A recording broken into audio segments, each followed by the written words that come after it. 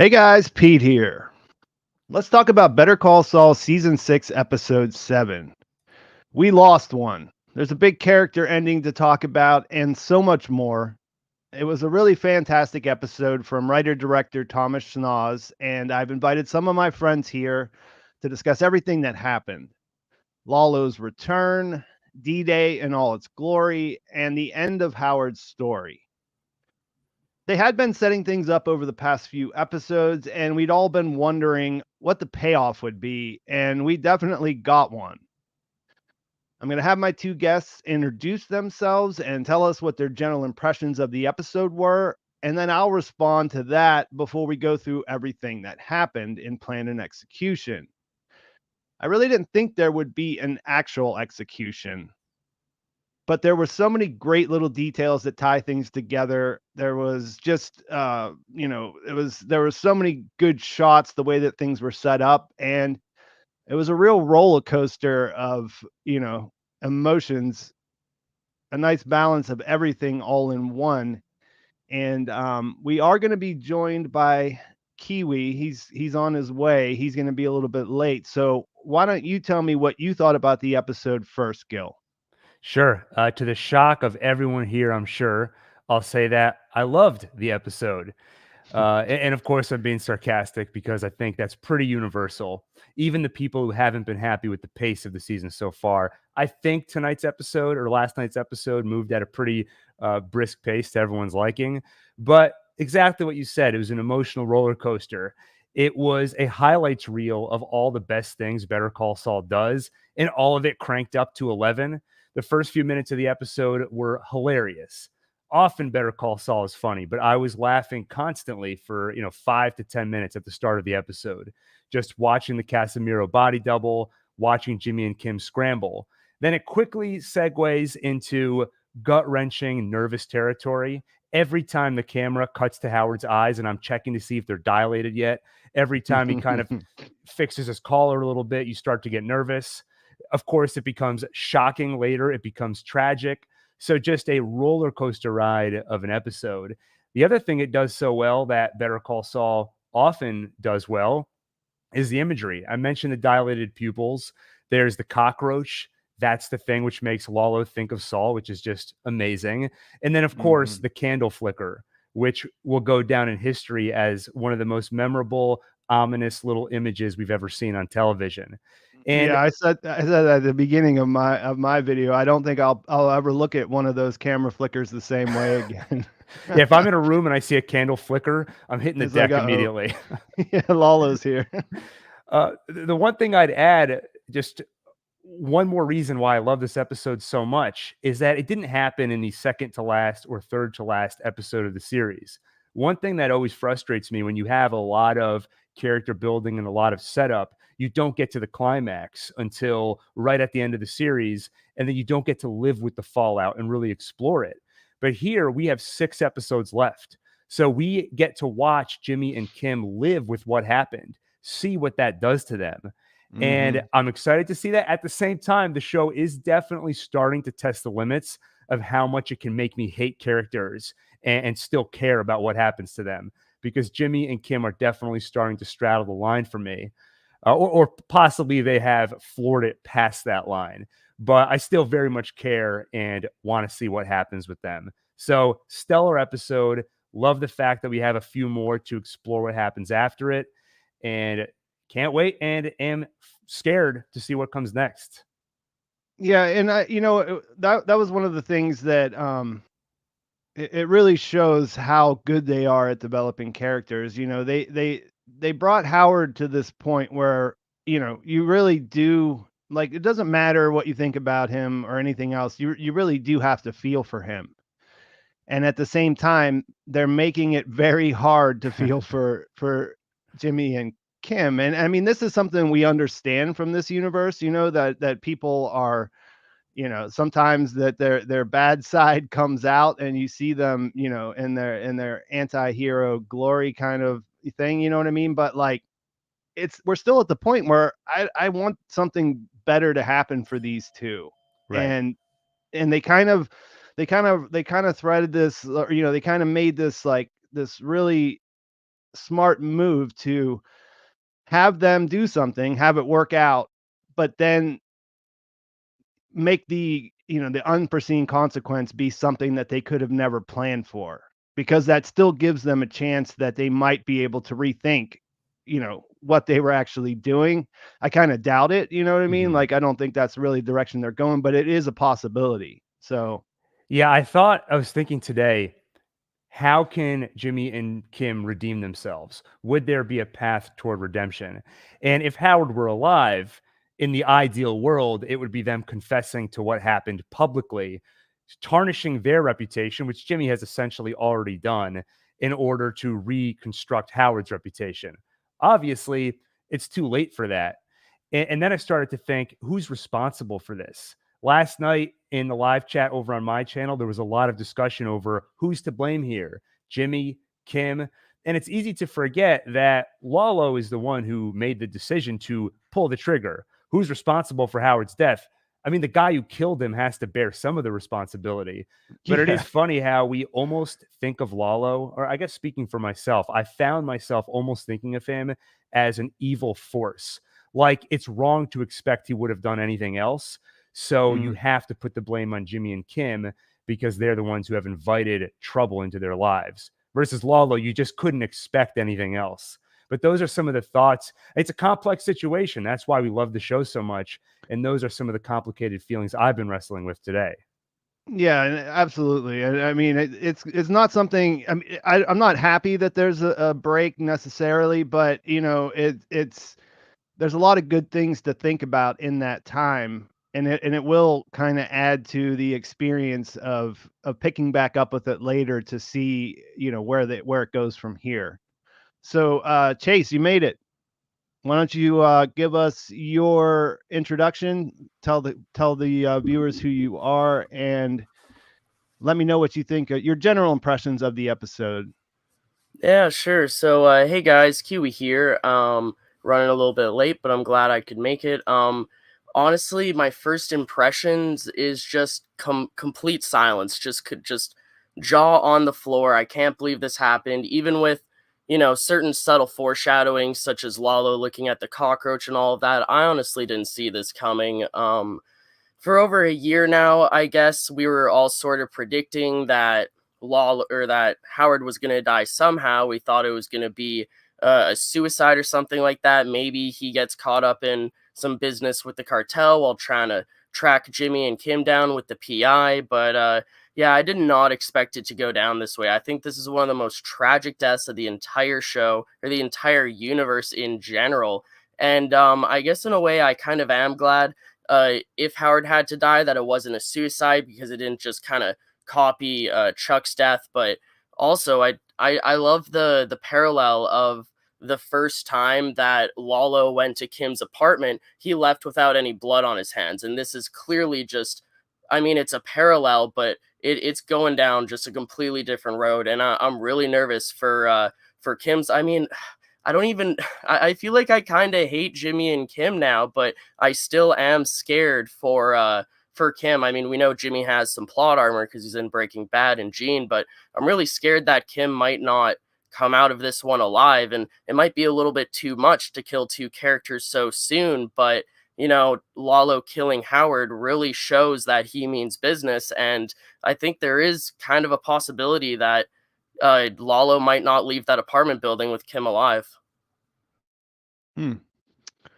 Interesting. I didn't have any immediate concern for her life, but we'll get into this later because I mean, as they thin the herd, as they get rid of some of these characters who we don't know the endings for, it starts to feel more like they're all gonna die. I mean, it just seems like it's getting more inevitable because the ways out seem a little less doable. You know what I mean? Like, the idea of Kim being in prison, that always seemed like something that might make sense. But I mean, if she can't go to prison for Howard's murder, or else like that kind of takes her off the board indefinitely. So you know what I mean? Like, things get it really kind of changed the trajectory, but without like saying, hey, this is where we're going. It just sort of announced the fact that things are going to take a turn here. And that's a good place to leave a mid-season finale, considering that they didn't plan it ahead of time. So yeah, I agree with everything that you guys were saying there. The roller coaster of it all. I mean, that there was the moment, like, obviously when you're watching the D-Day play out, you feel for Howard, because it's you realize that his career is coming to an end, that it's coming off, you know what I mean? Or not coming to an end, but he's going to take this real hit. And still, it's so funny, some of the stuff that happens. Like, whenever I first saw the picture of the camera Frisbee. guy, or the microphone guy with his Frisbee. I mean, I will never be able to look at that photo and not laugh at the top of my lungs. You know what I mean? Like, it was audible. I was just completely laugh out loud. And it's like, it's a really weird combination of things to be feeling at the same time, because they're destroying someone's career.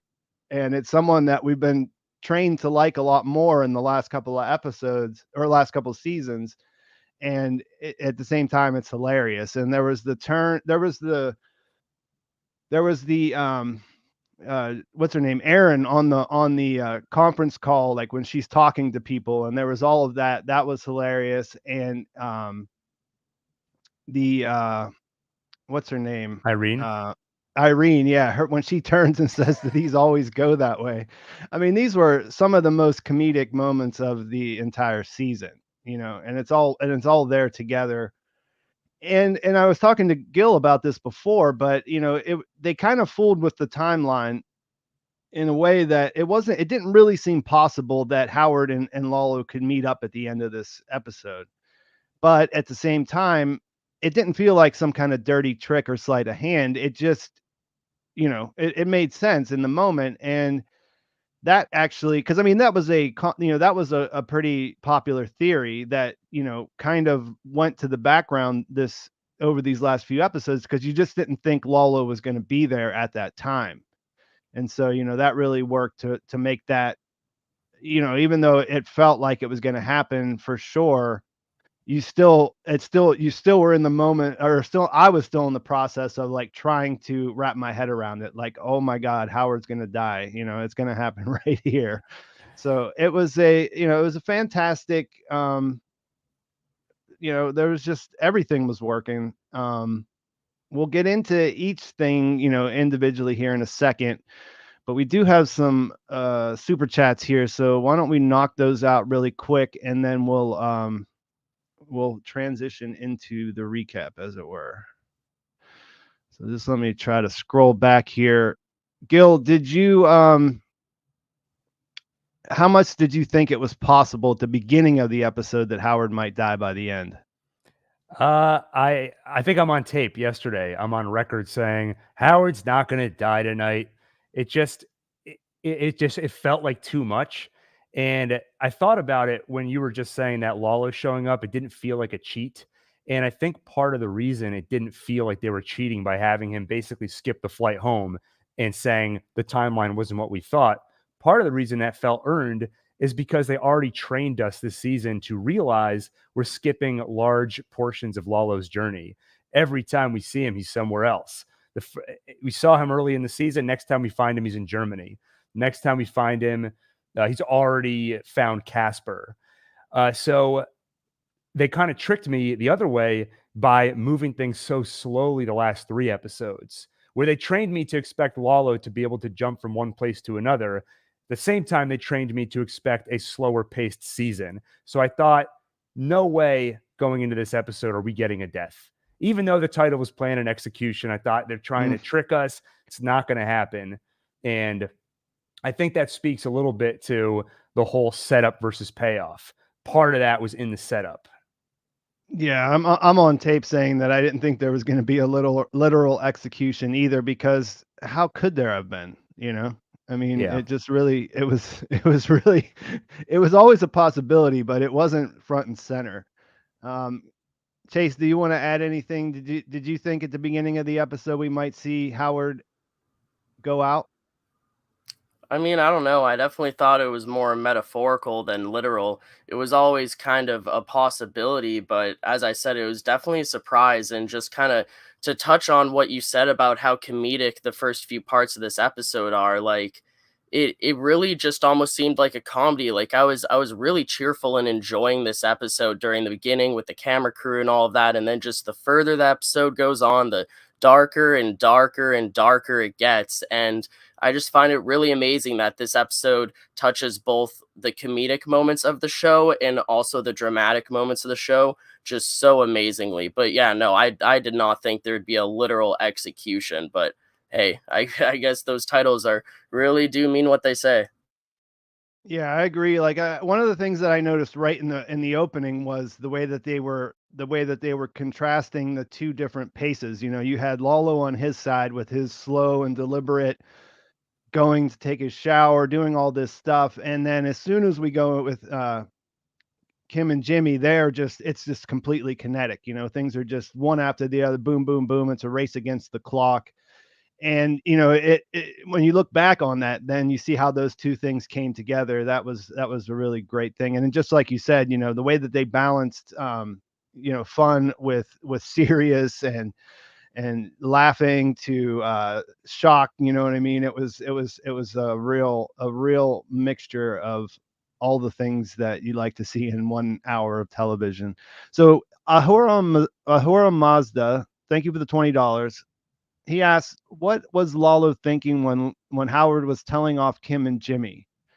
I'm going to assume that Lalo was in the room the entire time. My impression was that he wasn't in there for the bulk of that. He you know, they had the flicker, the candle flicker that showed when he opened the door, because I guess it was still unlocked after, you know, they let Howard in earlier. Did either one of you think that he might have overheard anything important there? That wasn't my impression. I kind of felt that he didn't care who this guy was. He was just a third party. He can't leave any witnesses to his being alive or to whatever's about to happen next. So the mental calculation was this guy needs to go. Maybe he listened just enough to assess the situation and kind of ding, okay, this guy is irrelevant. He needs to be gotten rid of. Yeah, no, I don't really think that he heard all too much more than, you know, before it was actually revealed that Lala was there. Um, I I was just gonna say something and I'm drawing a blank. I'm just really trying to think here because I don't really think that he knew too much more than honestly come back to me in a second. I was about to say something and I completely forgot. Okay, Aaron, thank you for the $5. Given what we know now, can you revisit the season teaser of Saul's luxurious mansion? Yeah, I don't think we can do that right at this moment, but that's something we can keep in mind for later, and that is something that I'm going to revisit in between seasons and probably in a video. So be on the lookout for that. MG, thank you for the $10. How did the Croatian know address of laundromat to tell Lalo? Thought Werner and the boys were blindfolded, etc., to keep location secret while working. No, this is something that I looked into a couple of weeks ago, and or maybe it was last week, but they definitely put them in a truck that has the markings of the laundry place, and they only really hooded them and blindfolded them when they first came from the airport. So they kept it secret as far as where it actually was, but I don't think that they were as careful as it might have felt when we were watching that originally. Like there were definitely some details that could have came through that he could have told Lalo, and then we can imagine Lalo being smart and resourceful could put the things together from there. So I actually do remember what I was just gonna say a moment ago. Sorry about the brain fart, but Okay. so just in regards to, I guess, Howard still having an opportunity to leave before Lalo showed up, it just got me thinking in regards to how long was Lalo standing there before he sort of entered the room. I do think that's a good point that you made with the candle flickering, implying that the door was opening, and that's when Lalo actually joined the scene as a whole. But I mean, I did tweet out saying, "Oh, Howard just should have left when he had a chance," and people are telling me, "Oh, he was going to be dead regardless." But there was a solid minute or two before I think Lalo actually showed up, where Howard totally could have left because Kim and Jimmy were telling Howard, like, okay, you need to stop this, you need to leave, you need to get out of here. And they were saying that for a solid minute or so before Lalo actually showed up. So in a sense, I guess two-part answer here. I think that it was possible if Howard would have just left when they told him to, that he would still be alive. And because of that, I don't actually think that Lalo was just lurking around the corner listening to the whole conversation until it was obvious that he was there.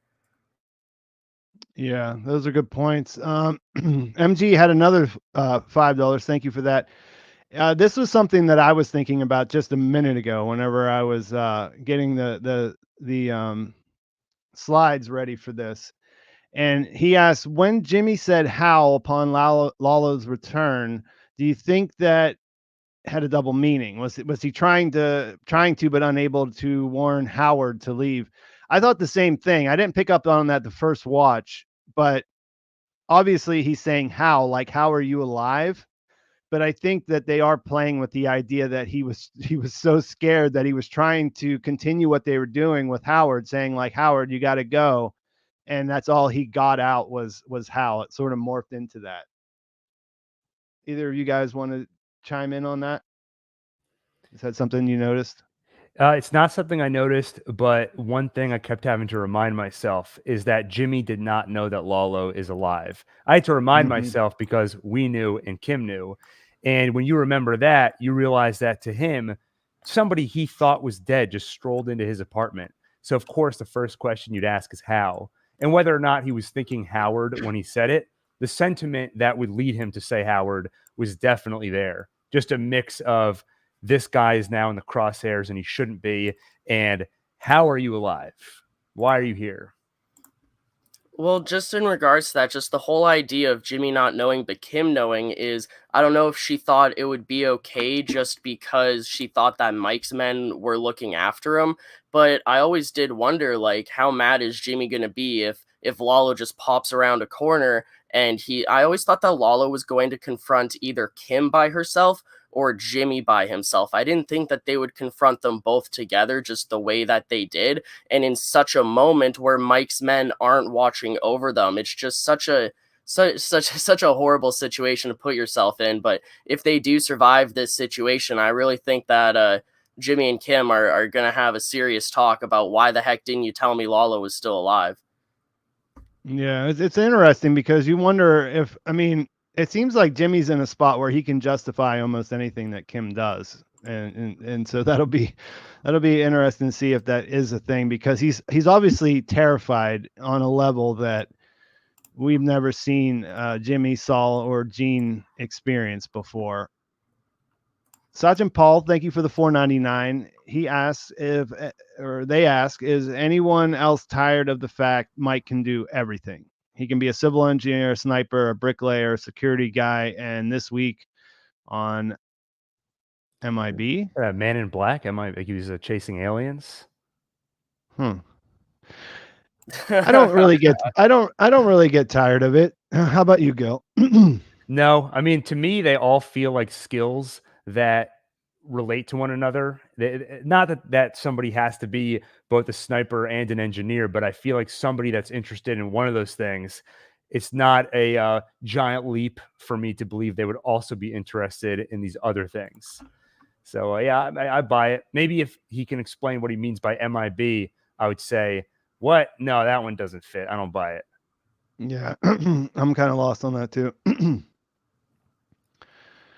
Okay, so Jay Wilkes, thank you for the $5. Lalo and Kim can take the money, elope, buy the tax place from the Kettlemans, and gift Saul the Salt Statue of Liberty as consolation and live happily ever after. That is a creative idea. I don't know that it's going to happen, but Chase, you want to add anything to that idea there?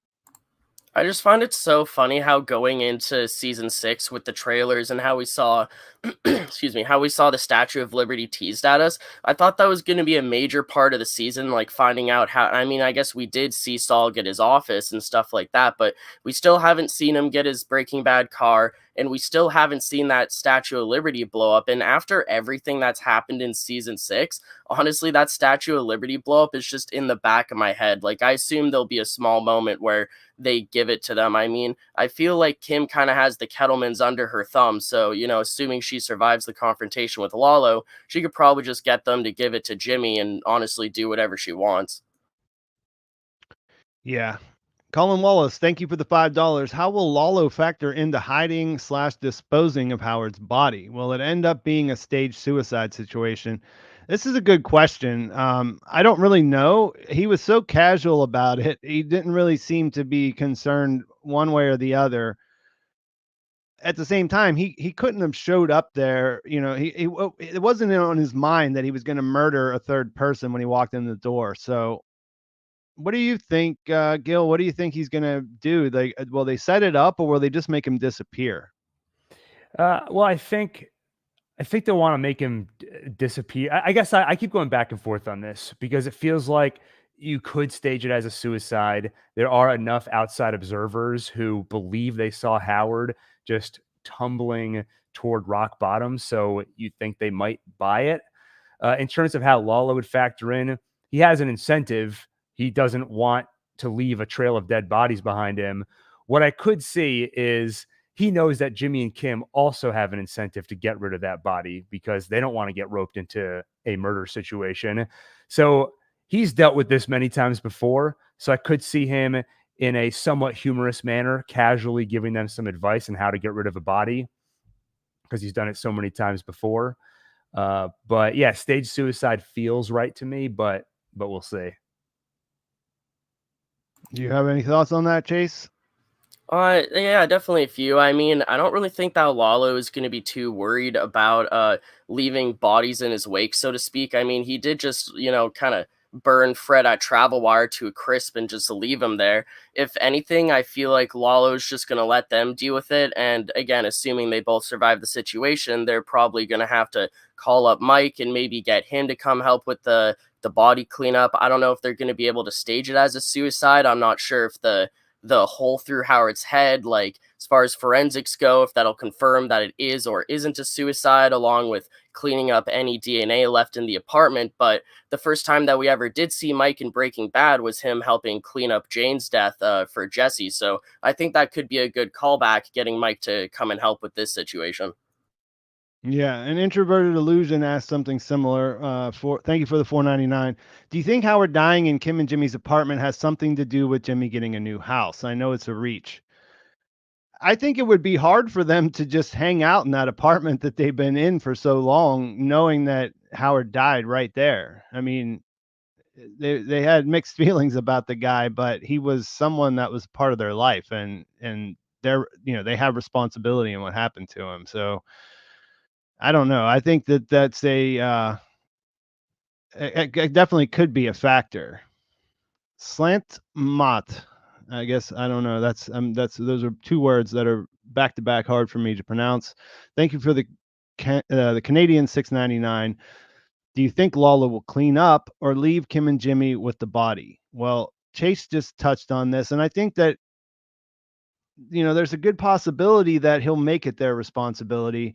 He's already on the run. He's already got, a ton of other stuff on his mind. And I don't think that he's particularly concerned about the wake of whatever he does there.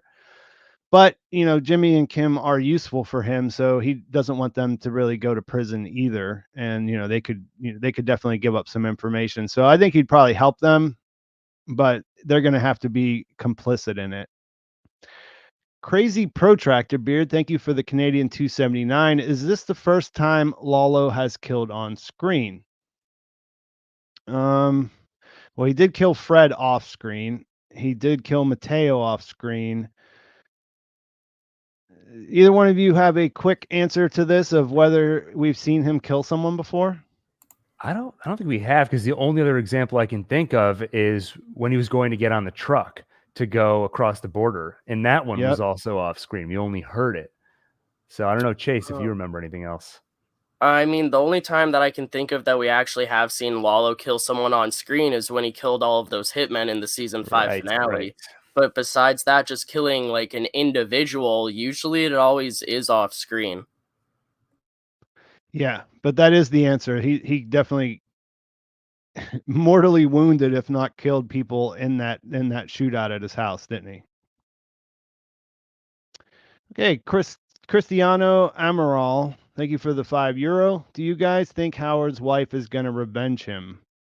Right? Is that the way? Is that revenge and go after Kim and Jimmy? I do not. I think that there is a part. I think they sort of set that up in a way that we know that she kind of doesn't. She's kind of over him. Like they've obviously been going through something. He mentions in this episode it's been that he's been in the guest house for the better part of a year. So I kind of feel like, in a strange way, that's I don't think there's relief. I mean, nobody's relieved when they find out someone that they were in a relationship dies, but I don't see her. It seems like there's enough other stuff going on that this isn't something that she would actively. We don't know anything about her to know that she would go after anyone. Mhm. But I mean, it doesn't seem like the situation where she'll be a factor as far as like, trying to make trouble for our Jimmy and Kim. Either of you guys want to weigh in on that? Just that I agree with you. And I think, however, Howard's death is handled, I don't think it'll be public knowledge that Jimmy and Kim were involved, nor do I think it'll be public knowledge that they were involved in everything that went down at the Sandpiper meeting. So I don't think, even if she was out for revenge, I don't see a scenario where she would know that Jimmy and Kim would be the target of that revenge. Even though she knows that Jimmy was messing with them in the past with the bowling balls, I think she has a healthy skepticism about, I don't know if I'd say healthy, but she has a skepticism of Howard where I don't even know if she'd fully believe that that was all Jimmy's doing, or if there was some paranoia and some sort of a grudge between them. So I think she's going to leave well enough alone and do her best to move on with her life. Yeah, I think she's gonna leave well enough alone too. I mean, it also just depends how well the Howard cover up ends up going down. If she was more passionate towards Howard, then maybe she would kind of, stick her nose in somewhere it doesn't belong, maybe get herself in some trouble. But considering how much in disarray their marriage is, I feel like she's just gonna kind of accept her losses and try and move on. Yeah. OSRS Elgin, thank you for the $5. It's a declaration, not a question. Kim's fault this happened. She withheld that Lala was alive, and Saul was gonna abort mission until Kim insisted on moving forward.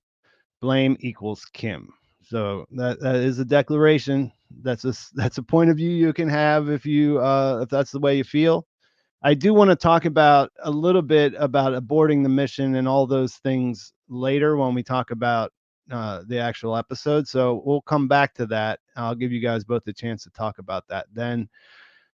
Rod Kiefer, thank you for the $4.99. I'd forgotten that the boys had gone out with Mike and Berner for R&R. Maybe that's how they knew where they were.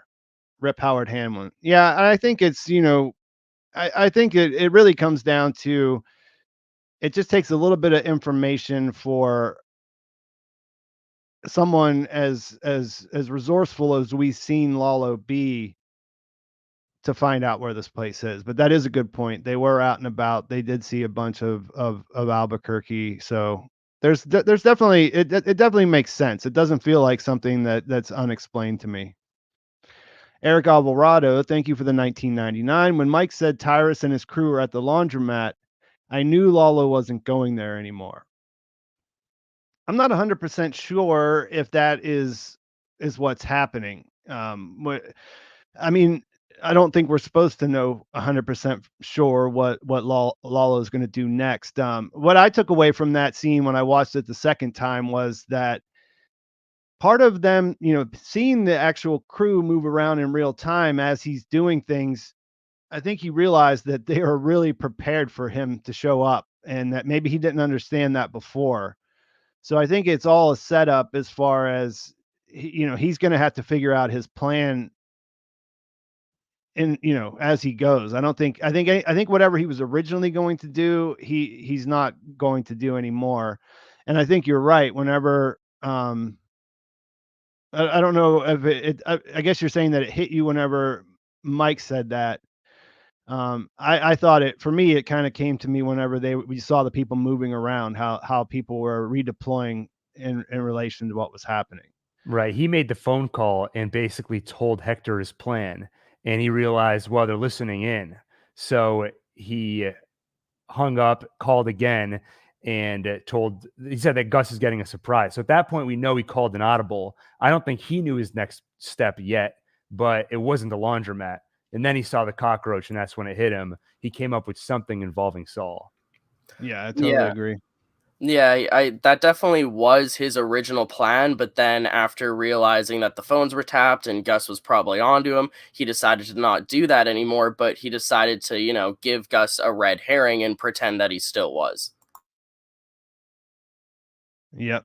And Jay Wilkes, thank you for the $5. Wonder if they did any Wonder if they did any rewrites and filming after 607 became a break episode. Also curious if producers underestimated Lalo's popularity with BCS fans.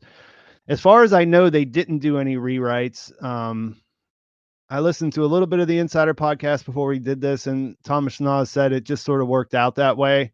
It didn't sound like they made any last second adjustments. And I think that Vince has said that he was against the idea of creating a character Lalo, and he was won over right away whenever they had Tony Dalton come in. So I think they probably understand that we feel the same way about the character too. I mean, they may have underestimated the idea, but I think once they found their Lalo, with Tony Dalton, that they knew that they had something good going on. James Miola, thank you for the $5. Will the 5 original main BCS characters, Kim, Lalo, Nacho, Chuck, and Howard, all be dead when Breaking Bad comes around? Could see Lalo dead, Kim hiding in Nebraska. Yeah, I'm guessing.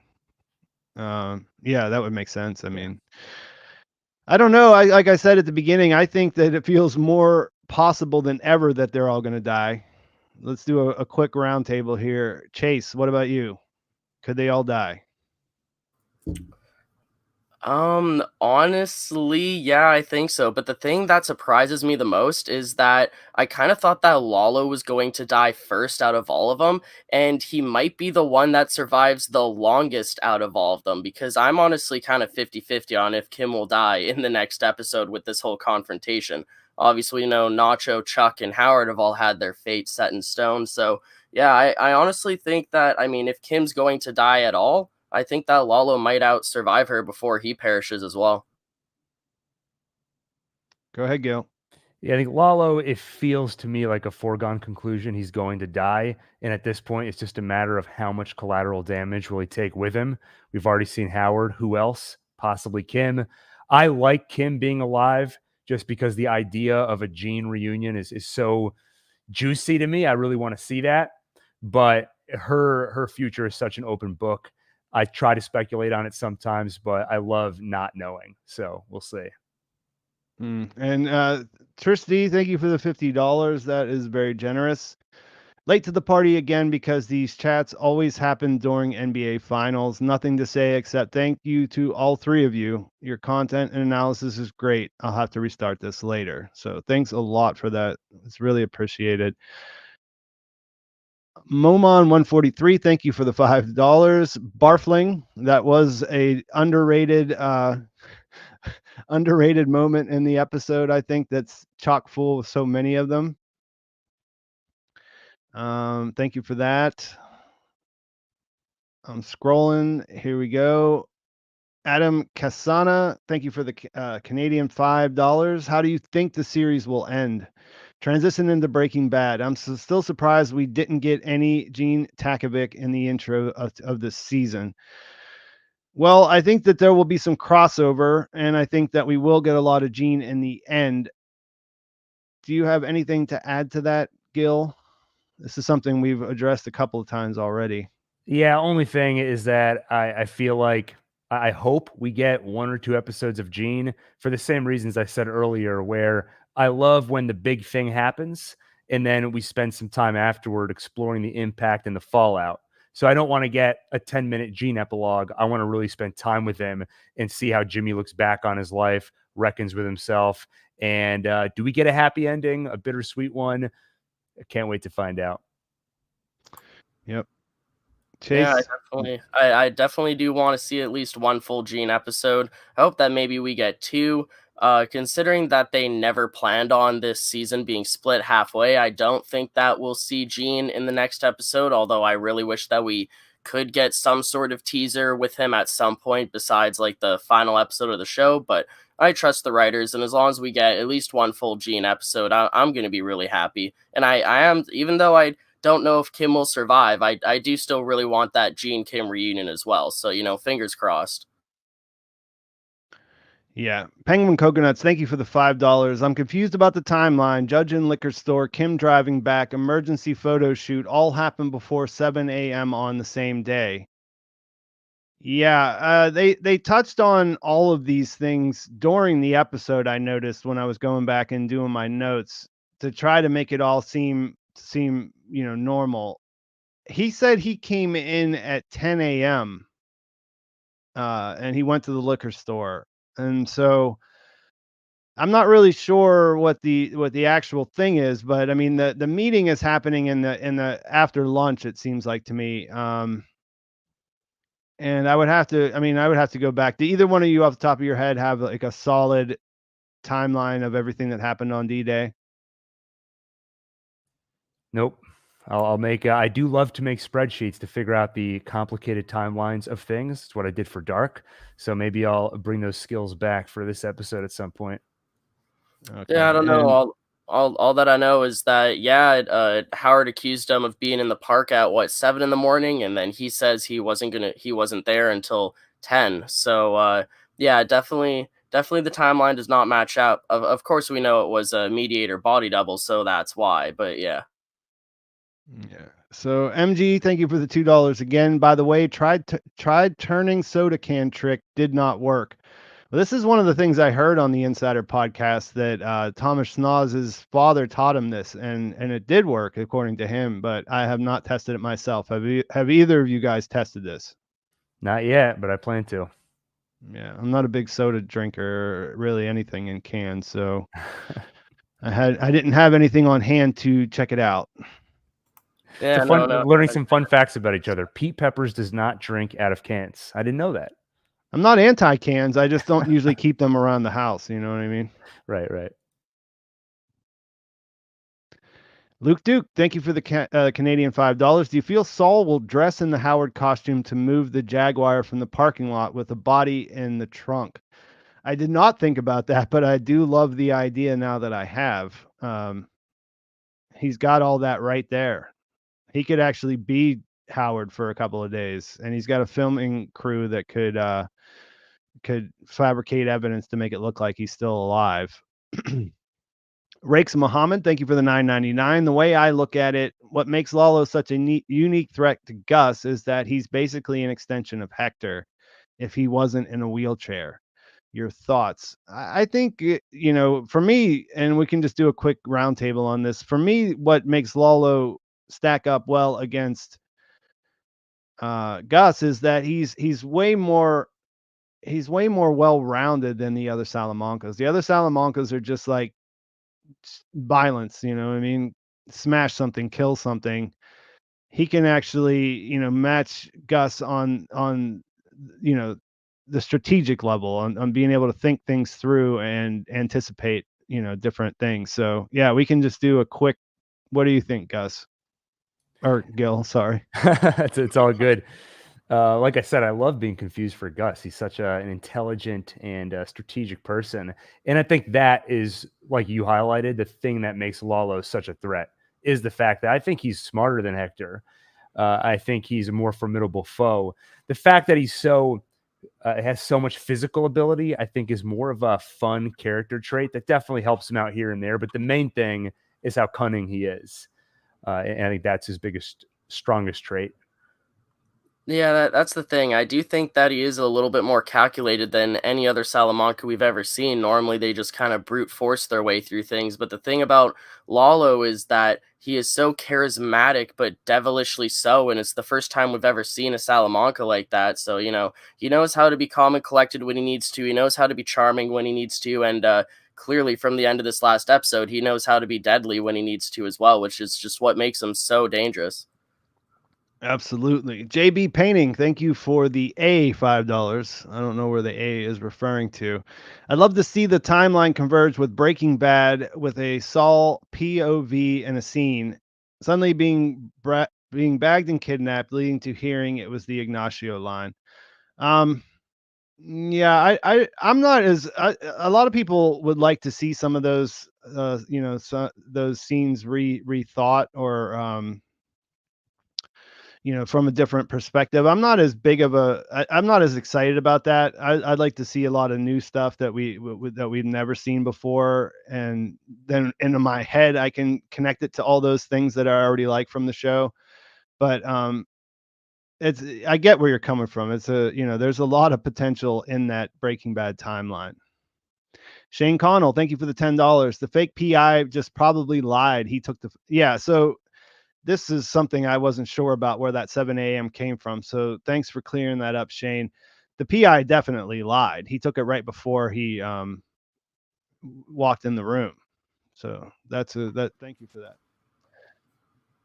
Sir Torchington, 199. I wonder how they'll reintroduce Tuco.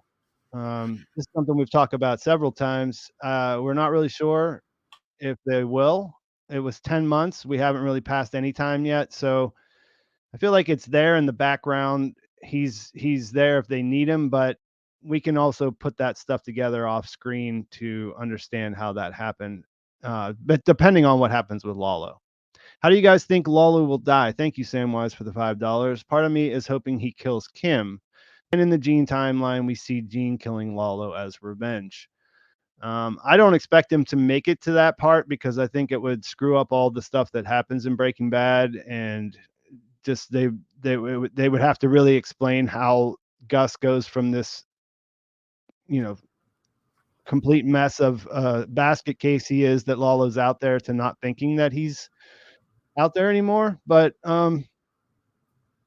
that would be dramatic if Gene kills him in the, if he slays his demon or whatever you might, whatever you would say with that. Do either of you guys want to add something to this? It kind of has been sort of a popular theory floating around ever since the beginning of season 5 that maybe Lalo survives to the Gene timeline. Maybe this Jeff the cab driver guy is working for Lalo. I don't particularly think that that's true, and I do agree that it would have to be a huge retcon for them to try and make sense out of how Lalo survives, how he goes into hiding, why Gus eventually thinks that he's dead. So I don't know, that would be a tall task if they were to make that a reality. Anything on that, Gil? Just that if he dies, that which I guess I am taking it as a sort of foregone conclusion, even though we don't know it for a fact. But I want it to be as memorable and visually shocking as Gus's death, which maybe it's an unfair expectation, but to me, he is the villain that Gus was in Breaking Bad. That's Lalo in Better Call Saul, so he's deserving of a really impressive death. That's what I'm hoping for. Yeah, I agree 100%. I do think that we will get that. That's what I'm looking forward to because, like you said, I've said this numerous times. Some people don't agree with my point of view on it, but like he has to die. So I think what's fun is that they're going to give us something that matches what they gave us with Gus, because Gus was indestructible. He was, you couldn't imagine how he might lose until he did. So that I feel like we're coming up for one of those situations with Lalo. Just a Joe reminder, Alvarado. if he gets electrocuted, that was my prediction a few weeks back. So I just want that on the record. A little electrocution. Joe Alvarado, thank you for the $4.99. Believe Lalo called Hector and told him his plan to mislead Gus. He knew his cover was blown when he heard the hold music, which is why he got mad. Yeah, that is exactly what happened. I think that is a uncontroversial take. He heard that the phone was being tapped. He realized that he screwed up, and then he composed himself, got back on the phone, and purposefully misled Gus and his men by telling Hector that he was going to do something that he never planned to do, that he was going to try to hit Gus anyways, even though he knew Eladio wouldn't be all right with that. So I think that is all of them. I tried my best. There was quite a few. Sorry for the detour for all of you who came here for a recap, but it's part of this. It's part of the experience, and we're happy to get the questions and have a chance to think about that stuff in real time. So thank you for those. Now, the big debate going into this episode was the idea of, will all this setup, people were grumbling about the last 3 episodes being slow, and things not moving as fast as they would like. And the whole idea is the setup, is the payoff going to be worth the setup? So what did you guys think? Did they manage to make it all worthwhile? Gil, you can go first. Sure. Yeah. I mean, for me already, I thought that it was worth the wait. And one way I was thinking about this today is I think one of the things that we appreciate about the writers on this show is that they are just trying to tell the best story they can possibly tell. And if you were to take the last 4 episodes and just watch them in one go over the course of 3 to 4 hours, I don't think anybody would complain about the pace. The reason the pacing was so frustrating is because we have to wait a week between each episode. And network television worries about that. They try to set up a big cliffhanger every week. They try to make sure that each individual episode is satisfying on its own. And I'm thankful for the fact that I don't think they're worrying about the fact that we need to wait a week between each episode. They're just trying to tell a great story. And there are things in this episode that I don't think would have worked as well without the payout, without the setup. Just a couple of examples would be the fact that we knew the drug causes your eyes to dilate. That means that every time we see Howard's face, we're checking to see if those eyes are dilated. And that's just one more ticking time bomb we're aware of. That's one more thing that has us worried. Now, you can go back to the last 3 episodes, and there's always a debate over how much of it did we need. For example, if we took out the scene of Gus cleaning his bathtub, would the payoff have worked just as well? Maybe. But you never know how much you can take away before the impact of this episode would have been slightly diminished. And just one more thing I'll add is that even just putting aside the individual moments that led to the payoff, there's also the fact that it at least lulled me into a false sense of security. It made me get used to this slower pace. And I walked into this episode doubting we were going to see a death. If these episodes were moving at a faster clip, I would have said, who's dying this week? And I think it wouldn't have landed quite as well. So I obviously love this show. I'm completely bought into it. So it's hard to see the flaws. So I'll never know how much of this is me just retroactively justifying what I saw. But at least for me personally, it was masterfully done. The pacing, I was never bored. And I thought it set up for an amazing payoff this episode that I'll never forget. Honestly, that was a really good take, Gil. I agree completely with you in regards to, if you were to just binge watch the episodes back to back, you wouldn't really notice anything. And the thing is I have seen quite a few complaints in the comments section to my videos about people saying that it's too slow, that season 6 isn't as good as season 5, and I do think it is just due to that weekly wait.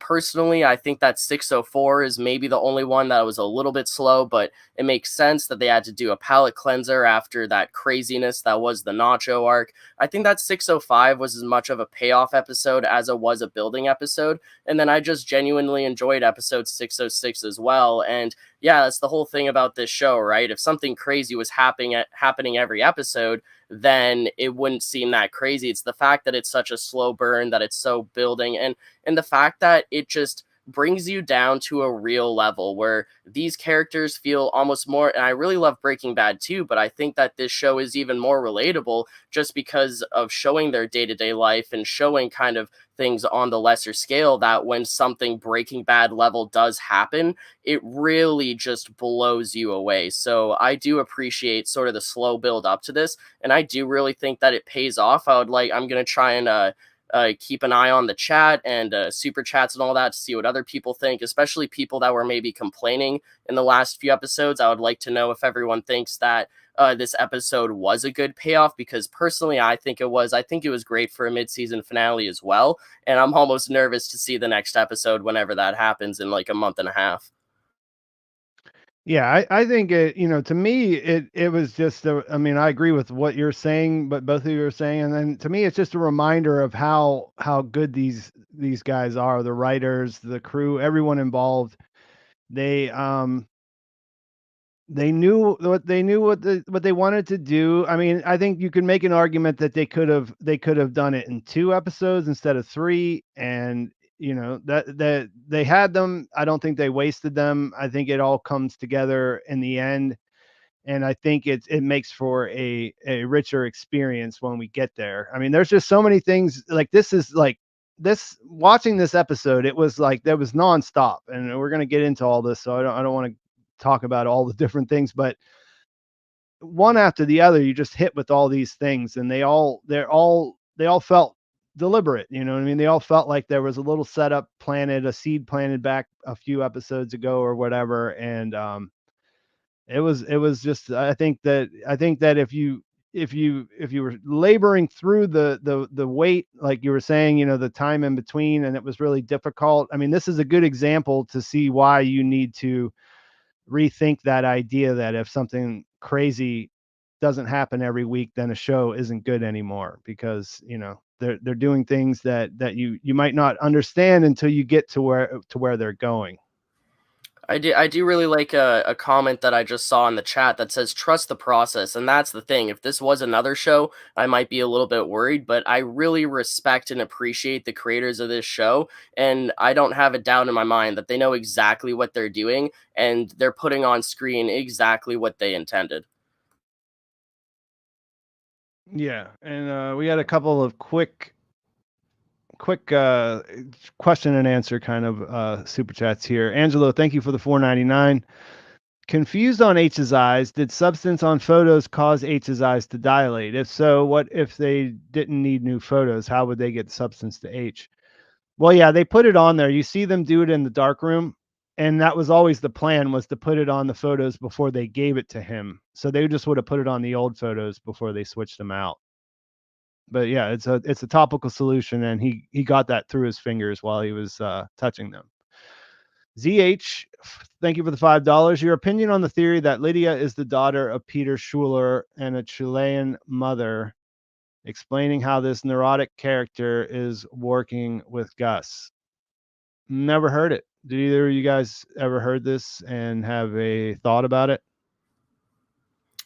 I've never heard that theory before. That's interesting. I mean, she doesn't really seem German or Chilean, but I always am curious in regards to, is this person this person's dad or this person's son? Like, we heard that Cliff's son had a drug problem. I'm wondering who his son is. Could it be Skinny Pete? Could it be Badger? Could it be someone else? So I'm always interested in those type of theories, but no, I haven't heard this at all in regards to Lydia. Yeah, that whole Cliff's son thing became a pretty big topic of discussion over the last week, didn't it? Yeah. I think this is the Star Wars has trained us to do this. Every character has to be related to somebody, and that's going to be a big revelation later on. But I think they've shown us enough of Lydia's character and kind of her pragmatism. We get a feel for why she would work in this business. So that theory could be true. Who knows? But I don't think we need it. Yeah, that's what I was thinking. That was my knee jerk too. Is that she's already a well fleshed out, interesting character. They don't really need to do too much to. I think that we already have what we need from Lydia, but we'll see. I mean, I do kind of want to know a little bit more about Schuler and how he ended up getting involved with Gus and Chalet, but I'm not sure they're going to go there. I think that might be an enduring mystery. Yeah, that's the whole thing. Like after season 5, especially, we were always wondering like what's the deal with Gus's mysterious past? Are we going to see more in regards to that? But season 6 really has its own story of its own. I don't know if they have time for that, and if they do, maybe they'll just hint at it once or twice more, but I almost appreciate the mystery for what it is almost more than getting an explanation. So, it would be cool to see more in that regard, but at the same time, if we don't, I'm almost completely okay with it. Yeah, Sir Torchington, 4.99 again. Thank you. I agree the slow pace thing is 100% due to streaming and binging.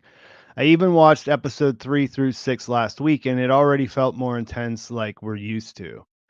Yeah, see, I'm old and I grew up with the week to week, so that doesn't really um always figure into my consent, like my thinking about something, but I do realize that a lot of people are coming from that perspective of watching TV um like in lesser kind of tons of content, just stream through it, don't think that deeply to it, just watch all the episodes in the day, and if it's as long as it catches your interest for a little while, then it did its job. This is I feel like this is more of the old style of making TV, and it's one of the few that are still out there that are doing interesting things with it. There's another one here about the PI, and we're just about to get to that, so I'll wait a second before we pull that up. But that was one of the things that I really liked about this episode, as we've already touched on, was the way that it answered a lot of the questions that we had been thinking about. And I think we are in agreement that it was worth the wait and that it was, satisfying on all the ways that maybe the last few episodes weren't satisfying in the moment. And one of those things is that we finally saw D-Day and this plan unfold. And a big part of that was that the PI was in their pocket the whole time. They kind of did a little bit of an exposition dump here with him talking to Cliff about how that all played out, but it worked so seamlessly. Like the two actors really played it off, and it hits you. You're like, oh, okay, I see how they did that. That makes sense. It fits with what Kim and Jimmy do. We saw them do something similar whenever they got where they got Mike into Chuck's house. So what did you guys think about this plan, finally seeing it in action, even with the problem of having to reshoot and all that, now that we've been seeing that board for so many weeks now? And Chase, you can go first on this one. I just can't believe how much I was almost rooting for Jimmy and Kim for their plan to go off without a hitch, because the show did do a really good job at making you feel the tension of they really need to get this done now. They're paying everyone extra money. They're pulling people from their jobs, from their classes, from their plays. They're really doing everything they can just to get this last moment con in, and it's just the fact that Kim could have gone to that meeting in Santa Fe but instead decides to do this. And honestly, my heart dropped. And I already knew that, the PI was in on it from the moment that Jimmy gave him the envelope. But then when Howard's trying to call him later on and he just gets, a blank dial tone, like my heart just dropped. Like, oh my God, I really went from almost rooting for Jimmy and Kim just to hating them and just feeling so bad for Howard, because as Howard said in the episode, they played him every step along the way.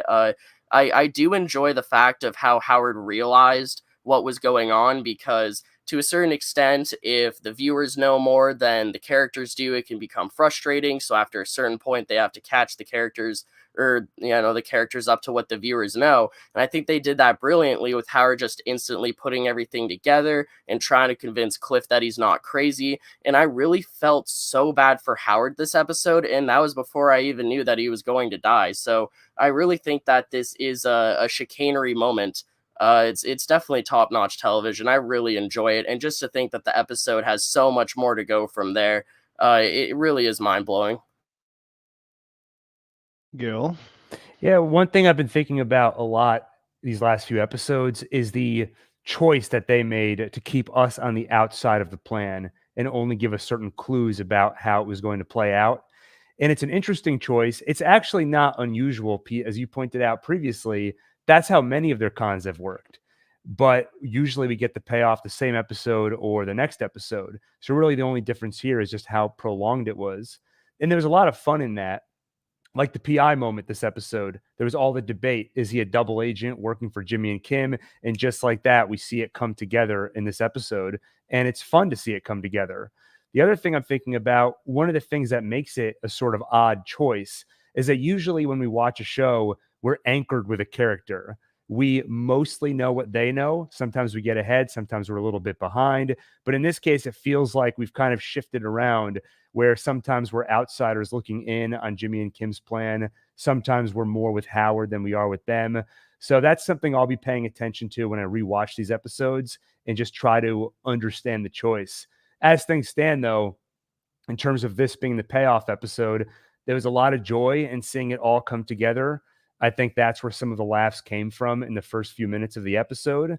And to give us that catharsis of here's the plan, and then follow that up with the shocking tragedy that we got, it all worked really well. So, so all worked well for me. And I want to kind of go back, reflect on it, and just think more about the choices they made. Yeah, and one of the things I really liked about the way they put this together was that there was that catharsis, but it wasn't celebratory. You know what I mean? Like nobody was really happy. Sure, Kim and Jimmy, they got what they wanted, but it wasn't. I like the way that they used the judge, the way he reacted, and then Cliff. So we're seeing it through Cliff's lens of like, man, what did I walk into today? I'm just trying to do my clients, to get the best deal for my clients. And this guy Howard, I love him, but what's going on? Like he's just kind of stuck in this situation. And that was the whole point, right? That was the whole point of the way they planned it out. Howard figures out what's happening to him, but by the time he does, it doesn't matter anymore. It's already slipped away. His chance to do it. The thing was crafted so that it didn't matter. They knew that he knew that they would figure out or that he would figure out what's going on with them, that it was them doing it. And they just planned enough ahead so that this PI, it was a complete, it was the thing that he couldn't have anticipated. And so there, by the time he does figure it out, it's just too late. There's nothing they can do. And so, like I said, I really liked how they focused on Cliff and how, Schweikert won because of it. You know what I mean? Like he got a better deal. He wasn't happy about it. So you see the judge, he kind of had to deal with it, but he wasn't, he didn't feel vindicated or anything else. I mean, it was just sort of like, man, that was just hard to watch, and I really liked how they leaned into that. And Joe Alvarado, thank you for the $9.99. He said, it's funny how when we first found out the PI, about the PI, we thought that Howard would die from Lalo by going out of his way to investigate. And instead we see it happen as part of Jimmy and Kim's scheme, and they drag him in instead. Yeah, that's something I thought about too. That was the big question about the PI when he first was hired, was like, oh no, he's going to run into Mike's guys. Turns out that was never even an issue because they hired him in the first place. And I liked how they. I was just going to say, I liked how they used that idea of them sitting outside. It was so weird. You're like, there's no way they can do that. But at the same time, you're like, okay, maybe we just have to give them that one. You know what I mean? And it turned out that they did sit outside and have their wine the night before because they had nothing to worry about. Go ahead, Chase. Oh, I just thought it's funny how, we did think that Howard and the PI kind of looking into Jimmy and Kim would uncover some sort of cartel connection that would get them in trouble, maybe kidnapped, maybe killed. And then we learned that the PI was working for Jimmy the whole time. So it's like, oh, okay, just throw that out the window. But then by the end of the episode, Howard does end up getting killed by a cartel member. So it kind of is what we thought, but just not at all in the way that we thought. Yeah. Lunar Orbit, thank you for the Canadian $5. I'm glad they have some slower episodes to stretch things out a bit instead of rushing to the end of the story like Game of Thrones did. That is a good point. If they go too fast, people will definitely complain about that. History will, we've seen that historically. People don't like it too fast either. Eisenberg, nice to see you. Thank you for the $4.99. The return of Jesse Walt has been teased. How do you think they will introduce them into the BCS universe? Any predictions for next season? Next season, I guess you mean the next half of the season, because there's not another one after this. We have answered the Jesse Walt question many times at this point, and I think it's our universal consensus that there will be flash forwards, or they will actually be in the Breaking Bad timeline, not in the BCS timeline. And yeah, it is funny because IMDb had everyone thinking that they were going to show up in episode 7, and that now has come and gone. So that prediction turned out to be incorrect. Do either of you guys really quickly have anything else to add to this right now, so that we can get back to the story? Like I said, we have answered this question several times. I just feel bad for anyone who is learning from you now for the first time that there is no season 7 coming for this show. Yeah. Yeah, I don't know. There's a million options that how Walt and Jesse could appear, but I do think that it's most likely going to be some sort of Breaking Bad flash forward, a missing scene, so to speak, kind of like what they did with El Camino. I think it's going to be something like that. Yep. And like I said, I think that is our universal consensus. So thank you for the question. Daniel Schuster, thank you for the £5. I think no one in the cartel apart from Hector ever finds out Lalo survived. Saul, Kim, engineer Lalo's death through Mike. But Ignacio remains the cover. Saul, Kim, engineer Lalo's death through Mike. But Ignacio remains the cover. That's something that I hadn't really thought about too much, that Saul and Kim might reach out to Mike to double cross Lalo. But yeah, but I do, which is interesting, but I do agree that I don't think anyone's gonna find out except for Hector. And I thought that whole videotape thing was a little bit surprising. Like, I don't think that's ever going to get to Don Eladio. And I guess I was wondering if they answered that in the episode as like, well, okay, well, he found out that his plan is no good, so he decided he's not going to send the tape. What did you think about that, Chase? Did you think that they kind of already addressed that, or if that's something that'll be in the background? I mean, that is a huge question, because did Lalo plan on sending that tape before he went in, or because Lalo decided to not actually go to the laundromat, instead go and see Jimmy and Kim, that he decided not to send that to Don Eladio anymore because that's not his plan anymore? I do think that if Jimmy and Kim get Mike to kind of help clean up Howard's body, that they will obviously have to tell him about Lalo, and then maybe they'll kind of double cross Lalo. They'll pretend to help Lalo with whatever he wants, but then they'll set up a situation where maybe Mike will kill Lalo. But the whole thing about the "it wasn't me, it wasn't Ignacio" line from Breaking Bad is that I don't think Saul ever truly finds out that Lalo really dies. And it is possible to blame a dead man. So Saul can find out that Nacho dies, but I'm not sure if he ever finds out that Lalo dies. Yep. And Matthew Reeves, $5. Do you think we will learn any more about Gus's past before the end? And I think we touched on this a little bit earlier. I think it might turn out to be an enduring mystery. Gil? No, I agree with you. It feels more like something I would want rather than need at this point, with 6 episodes remaining. Especially considering we've got to get past Breaking Bad, we've got to get to Gene and see how it all wraps up. So I think unlikely at this point, but who knows? Maybe some small tidbits will come out. Yeah, I agree completely. I think we might get a little hint or two here. I don't think we'll get a full story, though. I'm not sure we have time for that. So honestly, it might be left a mystery, or maybe some sort of Gus Fring Netflix movie or something like that. I'm not sure. Yep. And so, okay, we've talked about a lot of the stuff here. We didn't really talk about the setup before we get to the mediation meeting. And there was a lot of interesting stuff going on there. Do you think this is going to be the last time we see the UNM students? I mean, I thought this was a pretty good send-off for them. Like I said, I felt like the microphone guy was kind of like the MVP of the episode in some ways. And Obviously, the whole Dark Crystal musical thing was great. I feel like this kind of felt like their send off. What do you guys think about that? No, I agree with you. I had the exact same thought because it felt like we were spending a little more time with them than I would have expected at this point in the final season. And it kind of continued the trend of giving some side characters a little bit extra to do. If this show indulged itself at all the last few episodes, I would say that's one area where it did.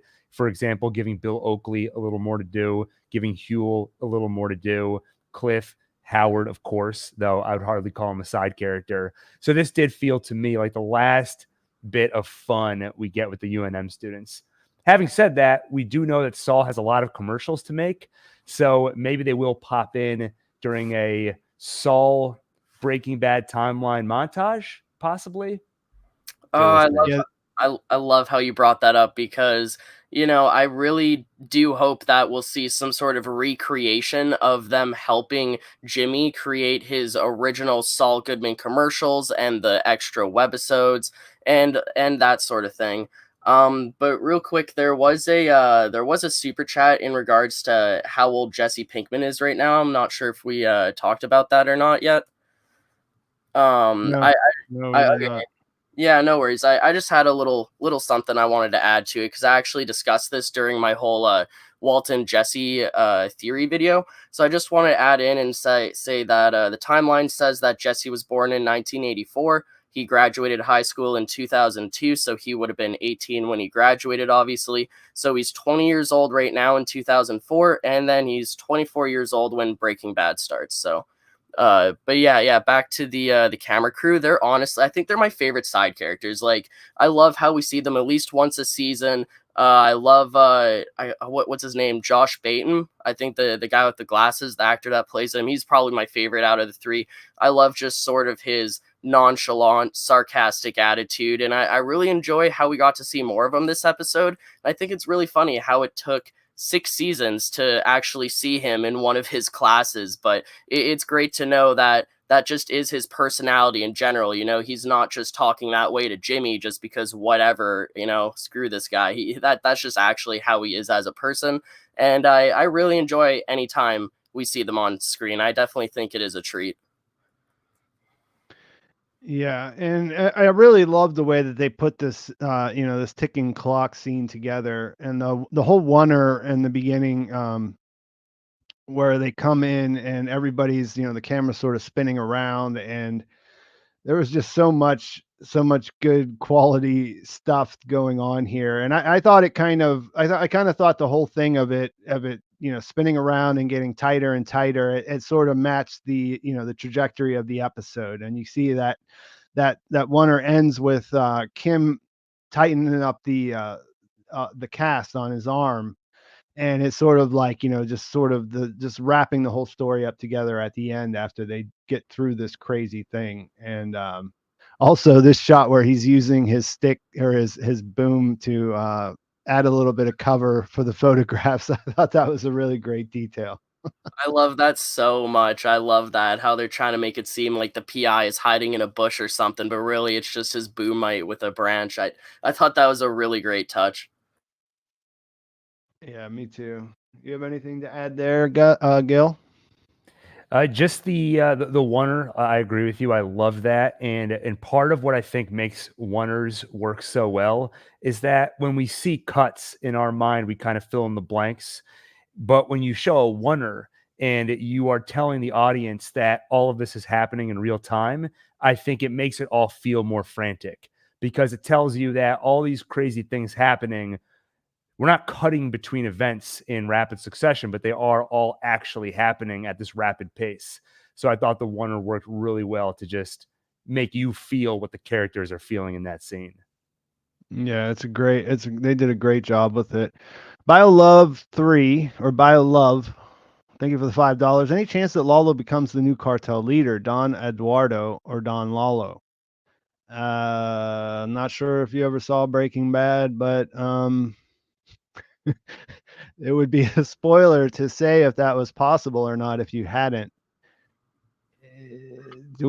Should we say anything else about this, or I mean, I mean, am I wrong in assuming that if you're in this live stream, it should be kind of taken for granted that you've seen Breaking Bad?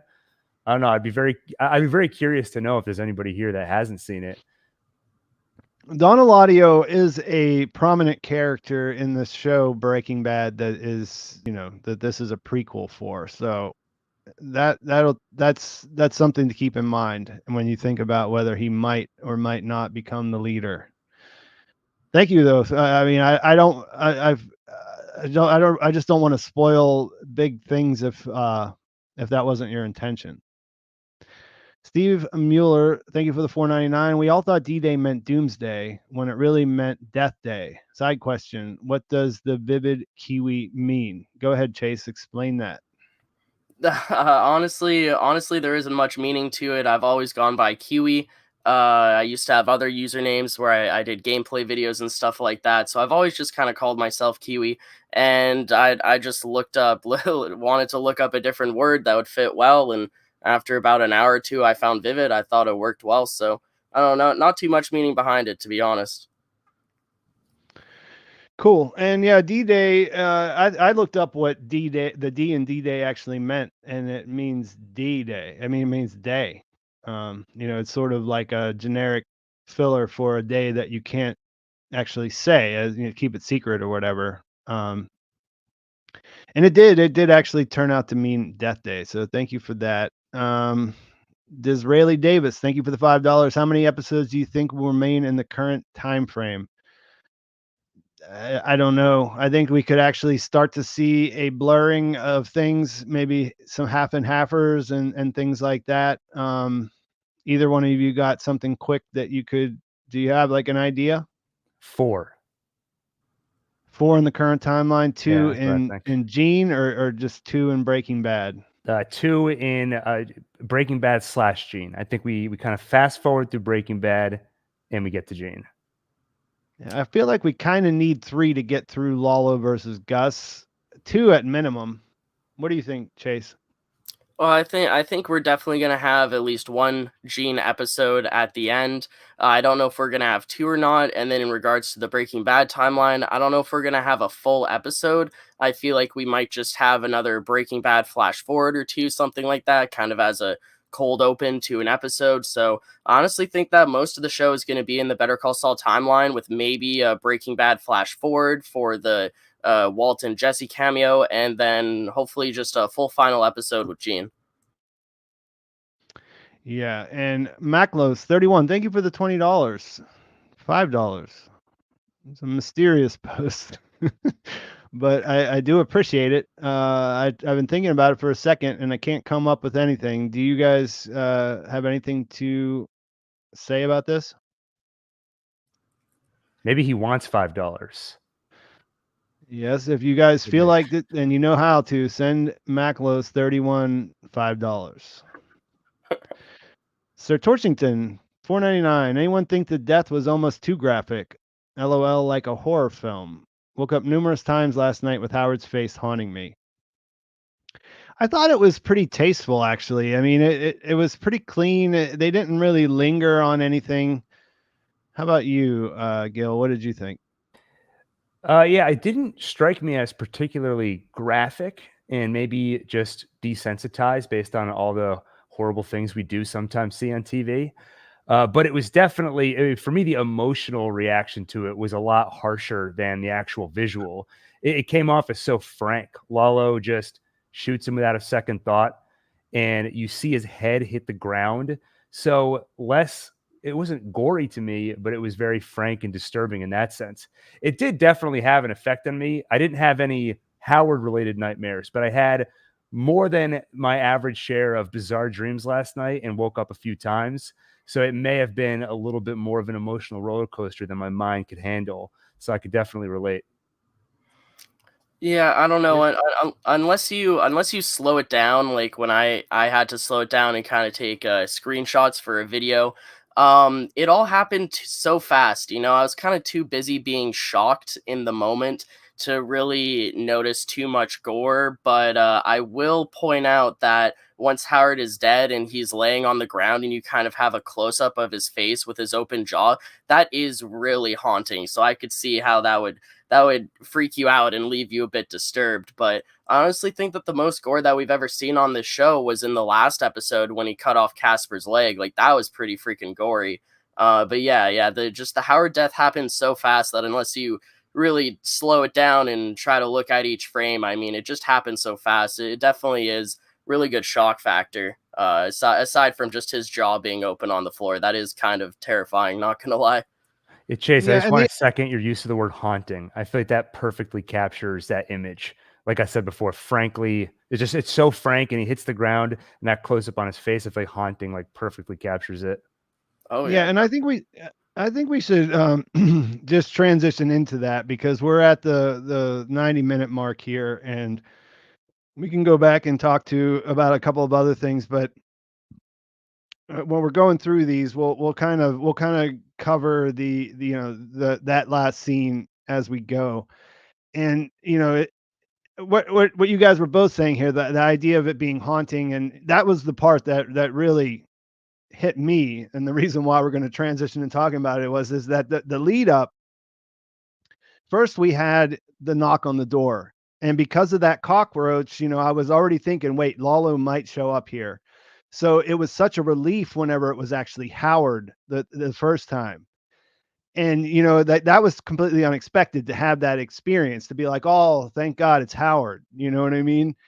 And then they ratcheted up the tension with the candle and that lead up. I mean, that was what was really scary. And then you see their reactions whenever he comes in, whenever they see him. We talked about the howl and, like, Jimmy's kind of stunned look, and how he was kind of shocked to see that Lala was still alive.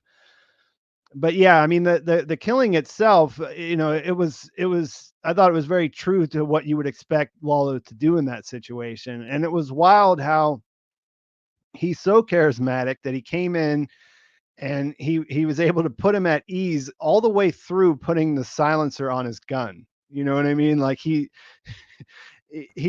he's obviously a menacing human being. Anyone that walks into your house in the middle of the night like that, he pulls out a gun, he's putting the silencer on, and there's still a part of Howard that's like, wait a minute, maybe this guy is not so bad. Maybe there's something else going on here that I'm just not getting. He was just so casual about it, just so nonchalant. Yeah, and he has this huge smile on his face. I mean, Tony Dalton really nailed, like, the whole thing. I mean, this whole, like, for one thing, Patrick Fabian, regardless of anything else, he's always been fantastic, but regardless of anything else, this was by far the greatest performance that he's ever put together. Like, I mean, he went to places that the character's never gone before, and he made every second of it work. That was returned. Bob and Ray, they were able to return that and their reactions to what he was saying. And then, like I said, Tony Dalton comes in, and it's just like a masterclass of how to be the creepy, crazy villain of the series with a smile on your face that is enough to, kind of catch everybody off guard. I mean, that's just really the epitome of Lalo's character, right? Like, he is so devilishly dangerous, but he always has a smile on his face, but you just know that he just has some sharp teeth with that smile. Will Kemp Stanners, thank you for the £5. Scary how much more chaotic things would be if the Salamancas just recited the alphabet to Hector a couple of times. Communication is the key. Yeah, he's just out there. I mean, he's kind of a loose end in the way that his situation is, but he has his reasons not to let everyone know that Lalo's out there at the same time. He's trying to protect his advantage, as well. That's why he wants them to get proof. Moises Balbuena, 4.99. Thank you. Do you think Lalo would use the disappear person and come in the Gene timeline? I don't really see what motivation he would have. It doesn't seem like Lalo goes around worrying about whether he's going to die or not. You know, he seems like the kind of character who he's on a path. You know, he's not really out for survival. He's out to like win the game. Do you got anything on that, Gil? Just that he doesn't strike me as the kind of person who would choose to disappear. I mean, just seconding everything you said. Yee, thank you for the $5. I watched BCS before watching Breaking Bad. I absolutely love how the first season complements it, like the drug bust in episode 1 on the TV, even down to the dollar amount. Yeah, I remember this was a thing whenever that happened. I'm a little bit confused on. I mean, the timelines don't really match up for that, and I think that's what you're going for. I'm a little bit confused on what you're talking about, but uh, they do they do they do write things in a way that they work together and that there's a consistency throughout the universe. So I definitely agree with you on that it's they do a fantastic job even whenever things don't, you know, directly influence each other. Jack Larkin, thank you for the $4.99. Any theories on Lalo's plan with Jimmy and Kim? What information can he get from them that will benefit him right now? It's a good question. I this is the question I posed at the end of my video this week is like, what is he actually trying to do? They're an asset. They're someone he can use. That part is clear. Like, you know, you understand why he's there, but it's a little hard to speculate on where things go from here. Chase, did you have something that you had in mind about that? Honestly, I was trying to think back to the things that Jimmy and Kim even know, and they don't even really know. Do they know that it was Juan Bolsa that set up the men to try and hijack Jimmy? Cause that's honestly one of the only things I could think of. I mean, they know about how Mike helped save his life and all of that, but that's really about it, honestly. So unless he can sort of link Juan Bolsa back to trying to screw him over, I'm not too sure. It's honestly something that's kind of making me scratch my head. I'm gonna have to think a little bit to try and come up with some theories here. Yeah. Do you have anything, Gil? Because I think that's where I'm at too. It's just I'm waiting to see what happens next. Yeah, the only thought I have, in addition to what you guys already said, is maybe he's not after information, but he is clearly suspicious that Jimmy was helped in the desert. And if he thinks that Jimmy has a connection to Mike and therefore Gus, he might want to use him as a sort of double agent. What if he says, Kim, why don't you stay here with me? Jimmy, I need you to go find Mike and do something for me and maybe get me some information, or who knows what it might entail. But that's the only other place my mind has gone, besides just trying to get info from them.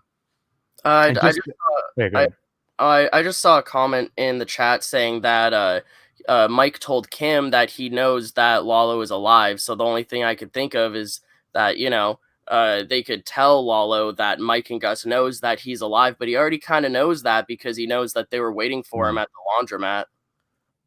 True. I was just Yeah. gonna say, by the way, sorry, I have an early flight tomorrow, so I'll probably stick around for about 5 more minutes, but then I'm gonna have to bow out. Okay. Thanks for letting us know. Just let me know when you want to go, and we'll let you plug your stuff and say goodbye. Okay, Wallison Abro, and I've obviously said that wrong. Thank you. Don't you think the UNM guys could come back and shoot an earlier version of Saul's commercials? Yeah, that's what Gil was brought up at the end of that. So I don't know if you have anything else to add, but I think that yeah, that's a good idea. I agree. And yeah, just to go back to the last one, I mean, the idea of what Lalo might want, I think that's, you know, what you're talking about there is important because I've heard them say that Lalo didn't leave satisfied that Jimmy didn't have anything going on. He just had other things that he needed to do that took precedence to hanging around and trying to interrogate him. So I think there is an open-ended thing in his head where he's wondering what really happened that day and how can I use that to my advantage. So I agree with what you were saying there, Gil. Lewis RMJ, thank you for the 10 pounds. I feel sad after that scene with the new HHM employee not knowing who Chuck was only like a year after his death, showing how Howard will just be forgotten. And yeah, this is something that I brought up in my video. I thought that was foreshadowing that earlier, you know, that he already didn't know. I mean, he knows the name, but he didn't know who Chuck was to see him. And part of that's because of the way that Chuck left the firm. So it definitely made that whole thing feel ominous that Howard was being set up to be forced out in the same way. And like I said, I think that, you know, I agree that they crafted this whole story about him being an addict so well that people are going to, that's going to be his legacy. You know, whether he disappears or they make it look like he killed himself or anything else, people are going to think of him as the guy who had everything and threw it all away because of his drug addiction and then died. You know what I mean? It crushed me when they were talking about Chuck and Howard said the line when the kid said, you know, I hope one day I can be remembered like Chuck as this, you know, genius in the law. And Howard says maybe there are more important things. So they've been spending the last few episodes kind of cranking up our sympathy for Howard, and that really added a lot for me to know that he's living with such regret, which we kind of already suspected. I think it was pretty clear that he was not happy with the fact that he put so much into his career, and it seems to have cost him his wife. But to actually hear him say it out loud and make it so clear the regret that he died with, yeah, that really got to me. Yeah, that was one of the most humanizing moments for Howard. I agree with that. You have anything you want to add, Chase?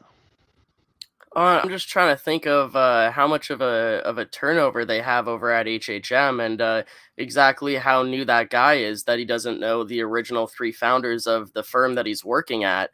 But it does, yeah, it does devastate me knowing that Howard's legacy will never be brought to justice, and that he'll be remembered in sort of a bad sense, the way that Chuck went out. And it really is tragic because Howard knows the truth. And even if Cliff does, you know, he's still unsure about the whole situation. So who knows if he's really going to vindicate the whole situation, or if it's just going to be left as is.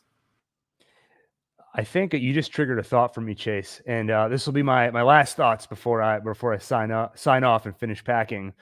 But one thing I would love is if in the Gene timeline, what if we see him try to set things right? What if he calls Cheryl and he says, there's something you should know about Howard, or somehow gets word out if he's sort of reckoning with himself and wants to make some sort of amends. So you just triggered that thought for me. And that's something, I don't know how likely it is, but that would be pretty nice to see. Yeah, that is an interesting theory, especially if Gene decides to come clean, and we get the whole theory where he decides to turn himself in, or just kind of repent for all of his sins, I suppose. Mm-hmm. Yeah, I'm looking forward to thinking about all of those kinds of things for the next 6 weeks, because yeah, there's a lot of interesting things there. So you're getting ready to take off? Yeah, so I'll head out. Pete, thank you again for having me on for the last few weeks. These streams have been a lot of fun. I've been spending a lot of time talking about Better Call Saul, but I love the fact that the show gives us so much to talk about, and there's such an awesome community of people to talk about it with, including you, Pete, and Chase, and everybody in the chat. So look forward to doing more of these, maybe a few during the break, and then of course when we get back for the second half.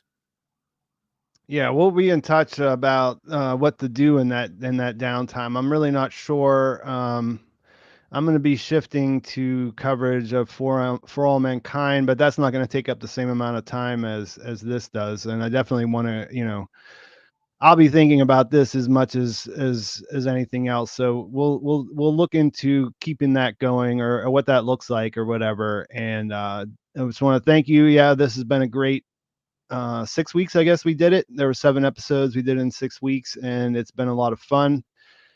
And it wouldn't have been the same without you. So let's talk soon. Sounds Thanks. good. Talk to you soon. Take care, everyone. Have a good one. You too. Okay, William, thank you for the $5. Lalo kidnaps Saul to get to Mike. Kim contacts DA. Lalo dies at the hands of PD. Kim gets witness protection and Saul's image at court recovers.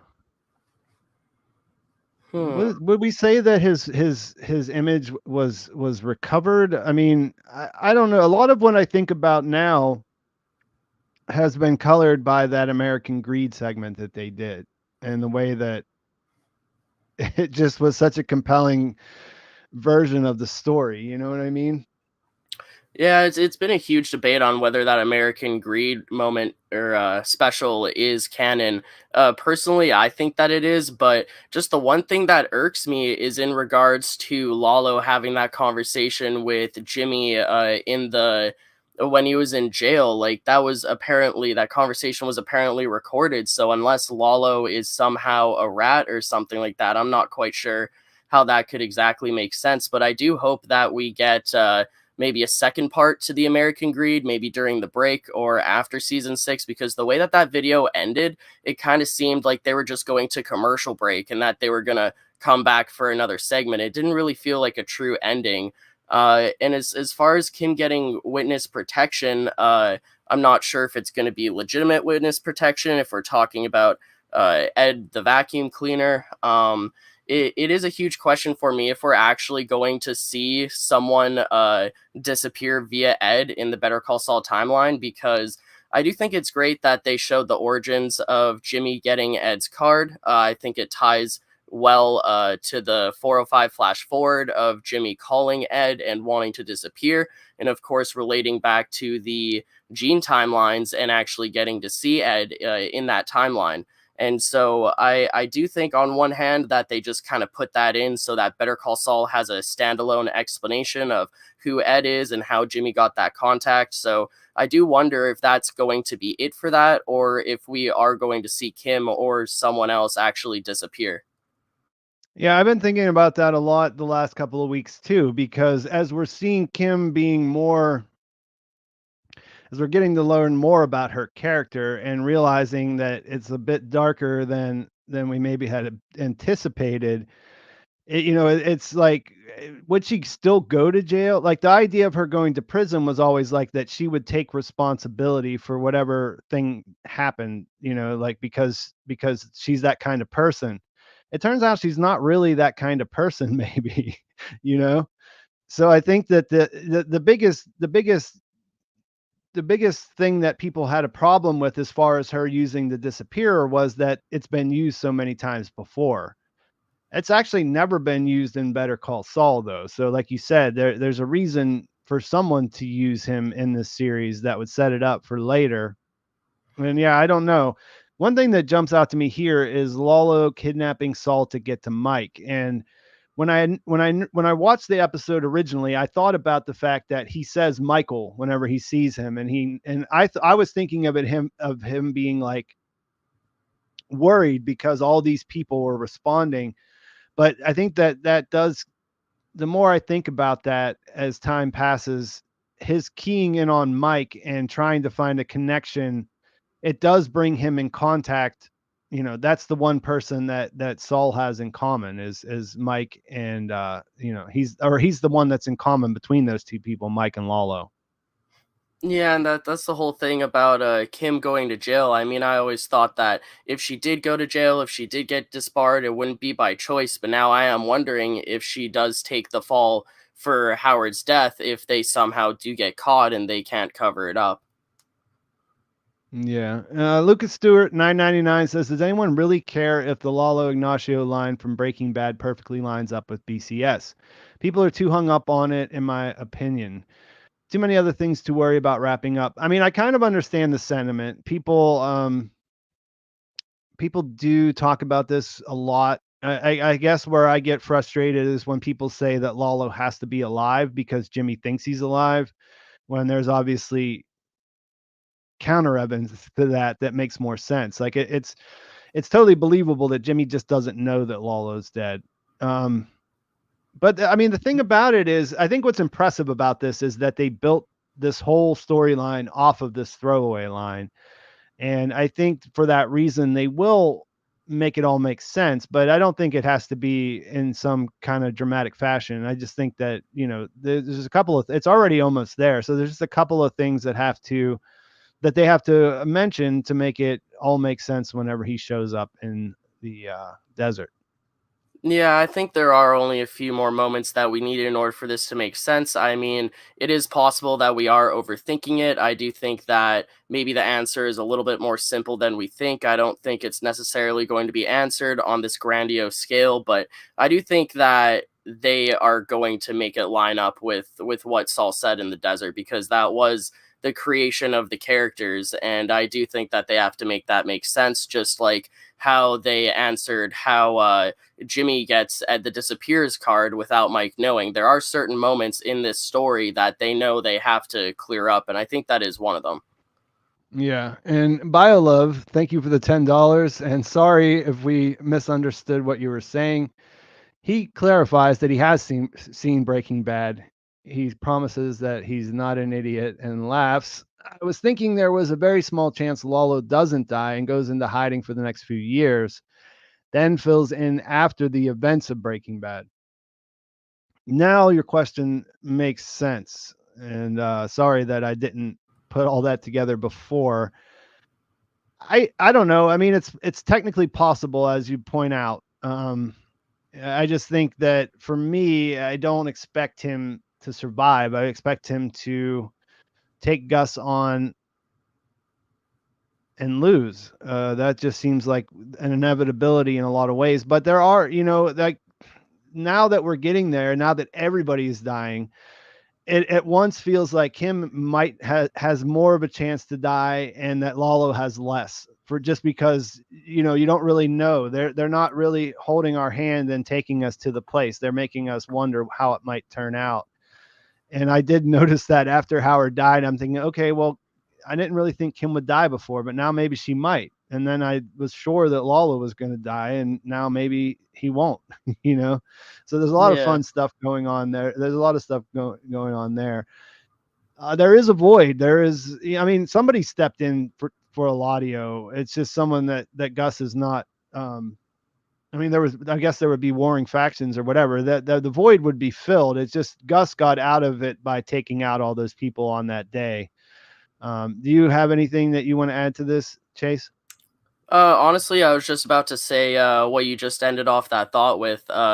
Yeah, there is a void. There is someone else that could step in, because when you think about it, all the Salamancas are dead that we know of. All the cartel leaders, not just Eladio, but all of his other right-hand men. And then Gus was supposed to take that over, but now he's obviously dead too. Walt tried taking over the business with Mike and Jesse. That didn't end up turning out so well. So there is a void that needs to be filled.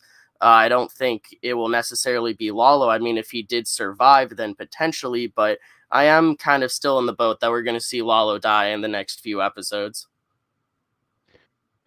Yeah, and that what I was thinking about with the void is that Gus was meticulous in taking out everyone that was important. So there's not really something that Lalo could actually walk right back into. That's the thing I guess you would think about. He can't just can't come in and the entire organization is there waiting for him. He would have to actually probably go to war with other rival cartels that were trying to take over that thing. And I mean, what would he, if he's been in hiding for a few years, how much of a chance would he actually have to do something like that? Yeah, I feel Yeah. like hypothetically, one of the other Mexican cartels that we just don't know about will just take over that territory and go from there. Yeah, I think that was Gus's plan. Dan Parker, thank you for the $5. Howard and Lalo's arcs mirrored each other this season. Both set up by people, both making a case against them, ended up in the same place, same time. Yeah, there was a real sense of, that they both did have a adversary who drove everything that happened to them. Do you got anything that you want to add? I mean, this is more of a statement than a question, but it's. I get what they're saying. It does. There is a nice mirroring there. Do you want to add anything about that? No, not necessarily. I get the parallel. It is a good point, but I don't really have much to add to it, to be honest. Cool. Chris H, thank you for the $1.99. Any chance Hank shows up, takes Lalo into custody? really no mention of Dean Norris showing up in this season. And last year they tipped their hat on it. So I'm not really expecting him. Are you expecting him to show up, Chase? I mean, it's definitely possible. He exists in the universe. He's out there. But what do you think? I mean, it is kind of possible. I kind of hope for it, to be honest. Back in the season 6 trailers, when we saw Bolsa's men opening the safe, there was actually one henchman that kind of looked like Yeah. Hank to me. Turned out to not be him. Was a little bit of a disappointment. But yeah, I feel like in season 5, they showed Hank in the trailers. It was going to be a big thing he was cameoing in. I was hoping he was going to be more of a regular on the show, but I guess it was just those few season 5 episodes. And I think they're kind of hyping up Walt and Jesse for this season the same way that they did Hank last season. So sadly, I don't think we're going to see Hank again, but it would always be a pleasant surprise. Absolutely. Professor G, thank you for the $5. Howard's death reminded me of Hank's. Speaking of Hank, the look on Jimmy Kim's face was like Walt's. Kim is in it now. Those are all true statements, Professor G. And that hit me right away too. I saw a lot of people, making Ozymandias comparisons. They're right there for the taking, right there for the making. And yeah, I mean, one of the things, like I mentioned it briefly earlier, but I did think that the performances here were some of the best we've seen, and that is also true of whenever Walt sees that happen to Hank. Do you have anything you want to add to this one, Chase?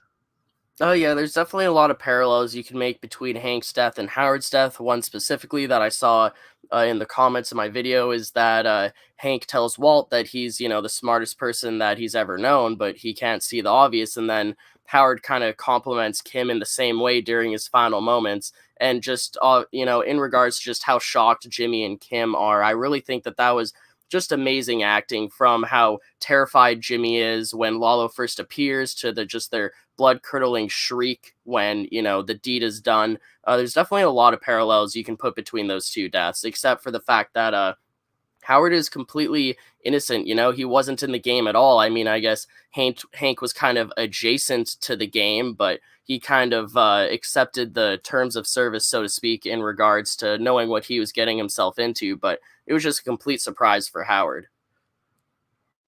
Yeah. Yeah, I agree completely. Jay Wilkes, thank you for the $5. We do all keep assuming that if Lalo dies, Gus's crew is responsible. However, he is crossing the cartel acting on his own. They could easily kill him. That's true. That is absolutely true. They could just decide to, take him out because he's not following their orders. But I don't know that would have the same amount of. I mean, there's a lot of potential drama between him and Gus having a showdown. I don't know if that's there if we're thinking about the cartel. I mean, Eladio is really just keeping Gus alive because he's an earner and also because of his past, but you definitely get sort of the contention that they don't really like Gus. And although Eladio does sort of stir the pot in regards to Gus versus the Salamancas, because back in season 3, the episode Sarabacito, I believe, Eladio's kind of shoving in Hector's face that Gus is earning more than him. So I feel like it's kind of indifferent to Eladio, but just considering that Lalo is a Salamanca, I feel like they'd probably take his side over anything. But I mean, it is a possibility. Yep. And Jacob Reyes, $4.99. Thank you. Do you think Kim could break bad even more than she already has? Or will she regress from this moment? I don't think that there's really any going back. I think that her story has some momentum and that she is going to stay in there, if for no other reason is because of Lalo's introduction here. I mean, he kind of changed everything. Like, they can't just they're in it. Like, they can't really just walk away from it like they could have maybe one episode before. Mm-hmm. You know what I mean? I do think that Kim kind of sealed her fate when she did that U-turn, deciding to go back down Bad Choice Road. And honestly, I think that the theory of Kim might start working for Lalo is kind of a possibility because she talked Lalo down the first time he went to their apartment. And if they're able to talk him down again, maybe she will sign herself up for working for him and kind of replace Jimmy, but say it kind of in a similar way in Breaking Bad, where Jesse would work for Gus, but only if he doesn't kill Walt. I could see Kim working for Lalo, but only if he doesn't kill Jimmy. So I don't know. Who knows? Kim could be a cartel lawyer or put her skills to use in regards to being a con artist. Yeah, I think Lala's going to be dead, so there won't be anybody to work for. But that is possible, you know. I mean, that's been a long time theory, also, just like Lalo killing Howard. That didn't really seem like it was going to happen, but it actually did. Just yesterday. Slente Mat. I don't know.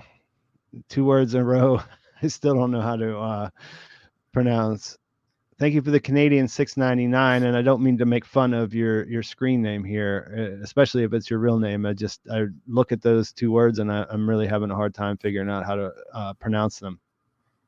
A little off topic, but do you think we'll finally see the often mentioned Judge Pompadoumian before the series ends? I've seen people bring this up quite a bit in the comments, like we have to see this judge before the series ends. It's never been something that's been a burning issue for me.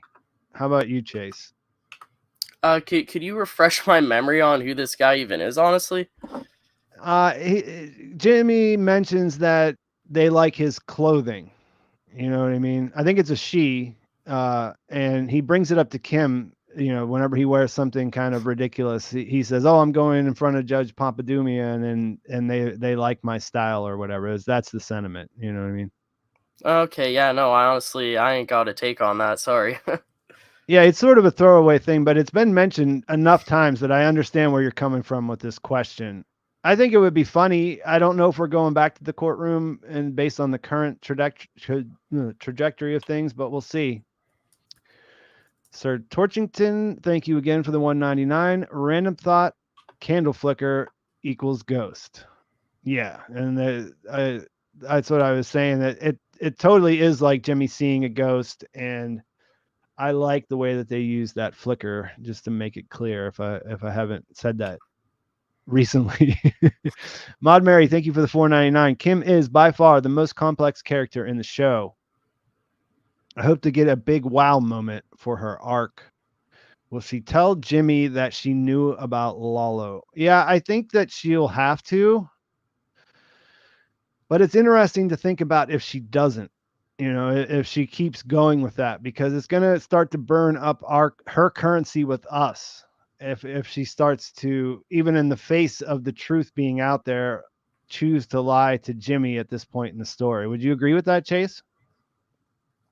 Yeah, I mean, this could be a huge conversation in regards to the drama between their relationship. I mean, it could be the thing that breaks them up. I think it will be a bit less bad if Kim admits to Jimmy that she knew, instead of Mike getting involved and then he tells Jimmy that he met up with Kim, because Jimmy doesn't even know about any of that. But I am really interested to see in what sort of circumstances they're going to let Jimmy know that Kim did know Lala was alive, and it was fairly irresponsible for her to not tell him, because I don't know, I guess she just thought that Mike's men would be able to keep watch over them, or she thought that she could take care of Lalo herself. But you know, it's an equal possibility that Lala would confront Jimmy as it is her, along with them together. So you know, Kim was surprised in this final moment in this episode, but definitely not as surprised as Jimmy. And you can really see that in the acting. I think they did a great job showing that. Yeah, and I think you know, to go back to the question, yes, I think she will tell him. And what I thought stood out to me as far as her character here that came out was when Howard says, "You've got a piece missing," I think is the way that he put it. But basically, there's something off. Everything appears to be working perfectly. She's the brightest person, with most promising, you know, smartest person that he's known, but she's got a piece missing. And what I thought stood out to me about that was that it felt like he was seeing something about her that she knew was there. You know what I mean? Like, when the way that their exchange went down, it looked like she understood this. And then you have to ask yourself, what is it and why does she choose not to look at it? Why is this something that's just there that she allows to kind of drive her, but we never really noticed that or understood anything about that before this, you know? I mean, she's always been a little bit in over her head, from going and actually confronting Lalo in jail to standing up for Jimmy. And I mean, she did end up saving Jimmy's life in episode 509, but she always is a little bit in over her head. And I think that, seeing Howard get killed right in front of them has really solidified the seriousness of the situation and the danger that is Lalo and the cartel. So maybe this will knock her down a peg. I'm not sure. We'll have to see.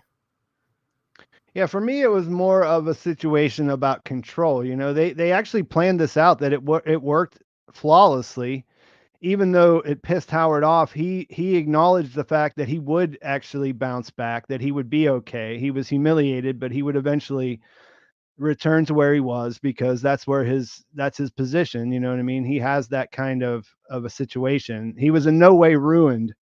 And that was exactly how they had planned it out. They wanted him to look bad. They wanted him to feel bad. They wanted to get the money, but they didn't want to ruin his career. And then all of that planning, because of their previous things, the previous things that Jimmy did whenever he decided to go and be the bag man, there was unforeseen, consequences and unintended for sure. And Mm-hmm. that's just the way that life works. I mean, you can plan things out all you want, and there's always possible for something to go wrong. Here, because of the stakes of him becoming a friend of the cartel, the stakes are, Howard loses his life for being in the wrong place at the wrong time. Yeah, exactly. I agree completely. So Colin Wallace, thank you for $5. What are you guys' preferences, predictions when it comes to Kim? 1, dying; 2, getting disappeared; or 3, dying? I'm leaning more towards getting disappeared than I ever have over the last couple of episodes, but I'm gonna personally be looking at that for my next video. So I'll have to see where I land. What do you think, Chase? Honestly, there are so many different possibilities with what could happen to Kim. Is she still with Saul in Breaking Bad? Are they divorced? Does she go off on her own and have her own successful career? Does she get disbarred and go to jail? I think that, this show or this universe always goes for kind of a bittersweet ending. And I think that her dying would, even though, earlier in the stream, I was saying that it is very possible that she could not leave this apartment alive.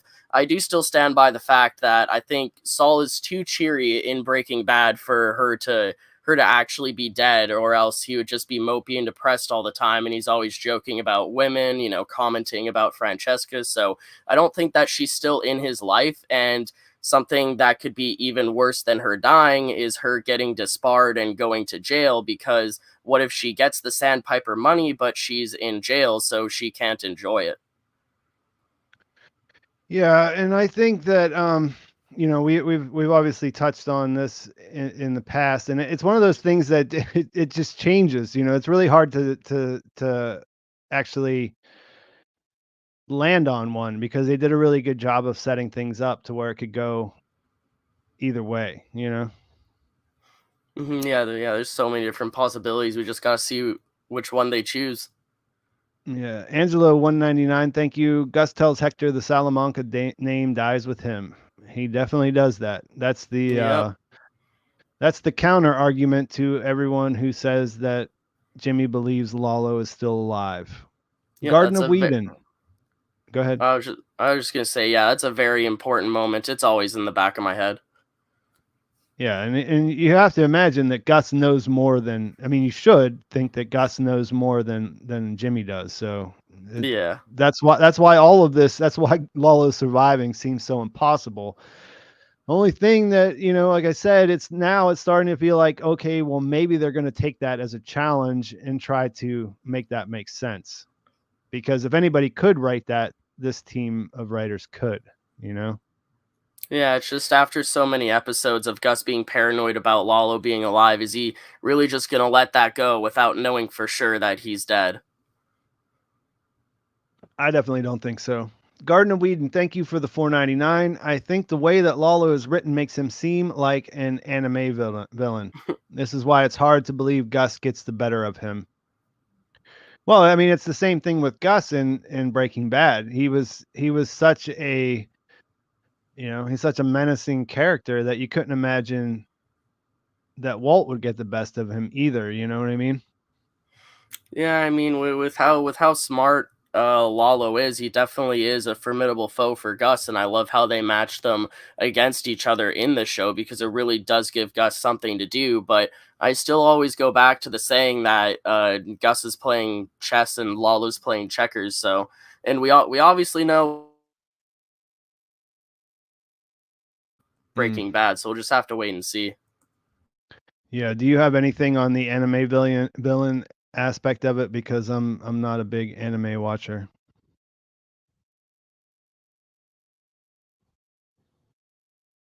Oh, you're muted. I don't know. Maybe you're having some mic trouble there.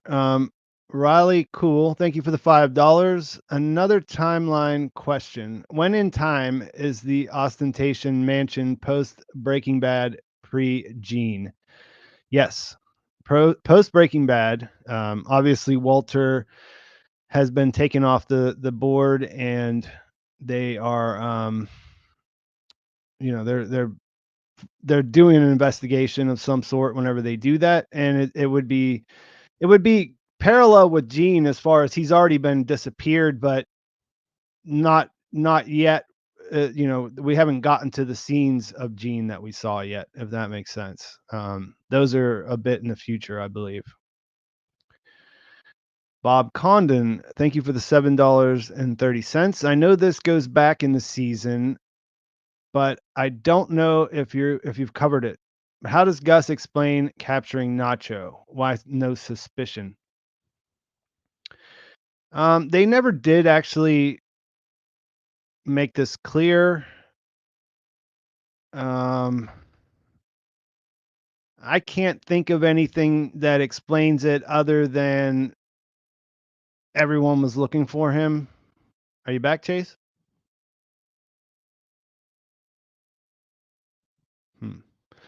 Yeah, I don't know if I can think of something, I'll bring it up, but I don't think that they ever directly address this. Okay. Oh, there we go. Sorry about that. No, I'm not sure if that was you or me. It could have been me because I'm going off of Wi-Fi right now. I think my my internet browser just crashed, but I think I'm back now. So sorry about that. Yeah, I heard the sound that your connection was a little bit weak right before that. Your mic kind of broke up a little bit and then it cut out. So that's what I figured happened. Yeah. Sorry for the disruption, but yeah, I think just my whole Firefox just crashed there, so I just had to restart. But hopefully, smooth sailing from here on out. Do you have anything about this about why Gus capturing Nacho wasn't a big deal? Oh, that I honestly think that's kind of a plot hole. Like, I would love to know more about that because, yeah, they did beat him up to, make it seem realistic, but the Salamanca twins were chasing after him, and then suddenly he escapes, and now Gus has him all of a sudden. It just seems a little bit too good to be true. But there is a lot about the Nacho aftermath that I would have liked to see in regards to explaining how Gus captured Nacho. Maybe seeing Mike bury Nacho where the blue flower blooms. I don't know. I feel like they just kind of, smacked their hands and just moved on. Yeah. Angus Evans, thank you for the Australian $5. Will Peter Schuler and or Lydia show up in the last 6 episodes? They hinted at Gus's backstory in Chile. Will we meet these characters again? This is a question that we answered a bit earlier, and the consensus was that Lydia was a pretty complete character. There wasn't much more that we really need to learn about her. I mean, of course, it's always welcome. She's an enjoyable character. And that Gus's backstory in Chile is likely to be a enduring mystery. unless there's a plot reason that they have to visit that. I don't think this is a loose end that they need to tie up just because, it's a thing. I think we all agreed that there was there's something good about keeping it a mystery so that you continue to think about it. Big Mac 076, thank you for the $4.99. Any thoughts on why they bothered to show us what seems to be the PI following Kim Jimmy at the end of episode 2? That was Mike's guys that was following them, and that's how the whole thing happened, where Kim and Mike met for the first time. So it was a misdirect to make us think that Howard had hired a PI because of the trailers and stuff like that. But no, that was always supposed to be Mike's guys that were following him there. All right, scrolling. David Roberts, thank you for the $5. What could the Nebraska couple possibly gain from badgering Gene that would exceed the incentive of simply collecting the $5 million reward? That's a teaser thing, that $5 million reward. I don't know that we've ever seen that verified that exists in the real universe. Did you have a feeling about that, Chase?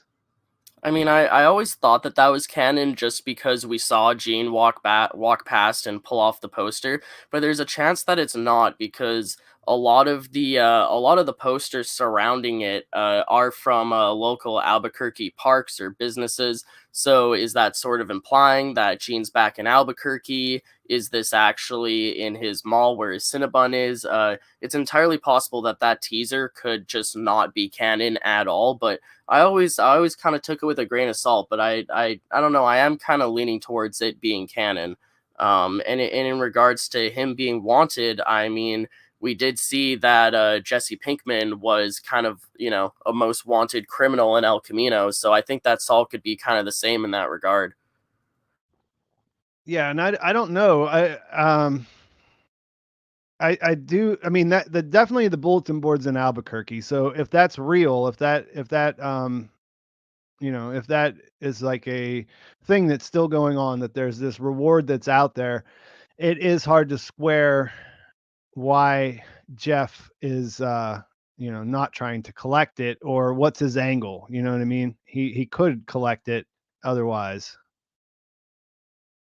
And I don't know the answer to that. So thank you for the question, Big Ralph. Thank you for the $1.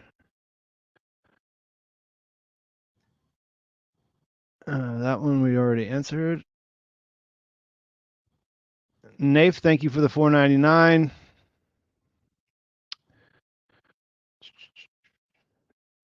Thanks for all of the questions, guys. It's a busy night in chat over here. I'm trying to get to all of them. I think Chase has stepped away again, so you just have to bear with me.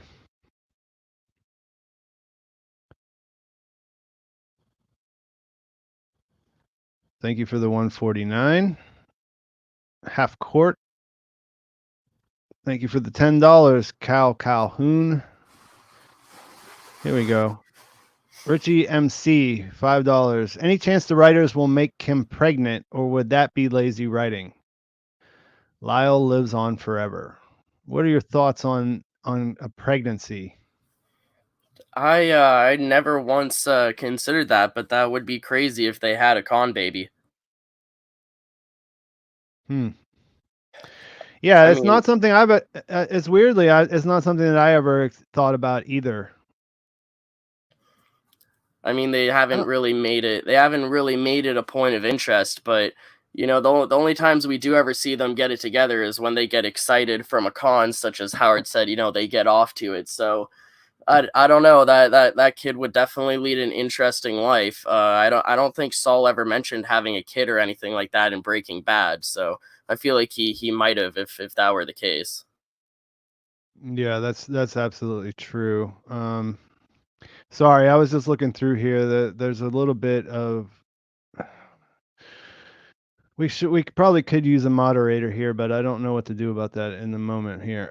Angelo, thank you for the $4.99. how long after Breaking Bad do you think the Gene scenes take place? I think he has less hair on his head, which means he could have gotten a few years older. Well, he wears a hairpiece in Breaking Bad, right? I mean, he's bald. He Saul Goodman just wears a toupee. Yeah, definitely.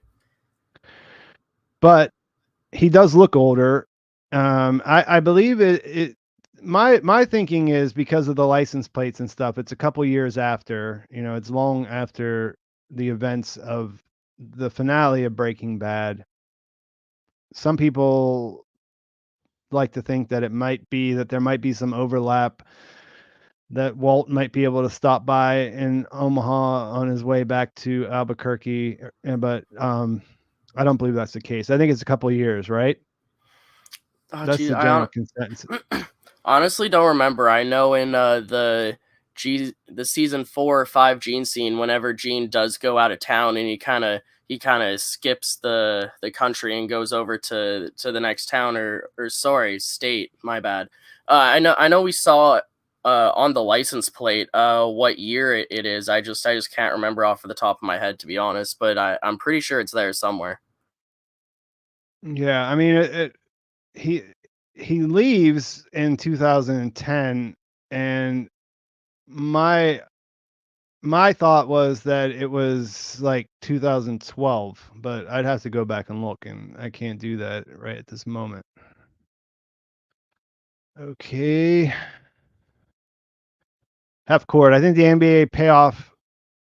I think the finale payoff has to be a Breaking Bad impacting twist, not just a BCS twist. Thoughts? Thank you for the 7.99. I don't think that it has to be a Breaking Bad impacting twist in the sense that, I mean, I think the idea is that we'll look at it differently, but I don't think that there has to be something that's heavily plot oriented. You know what I mean?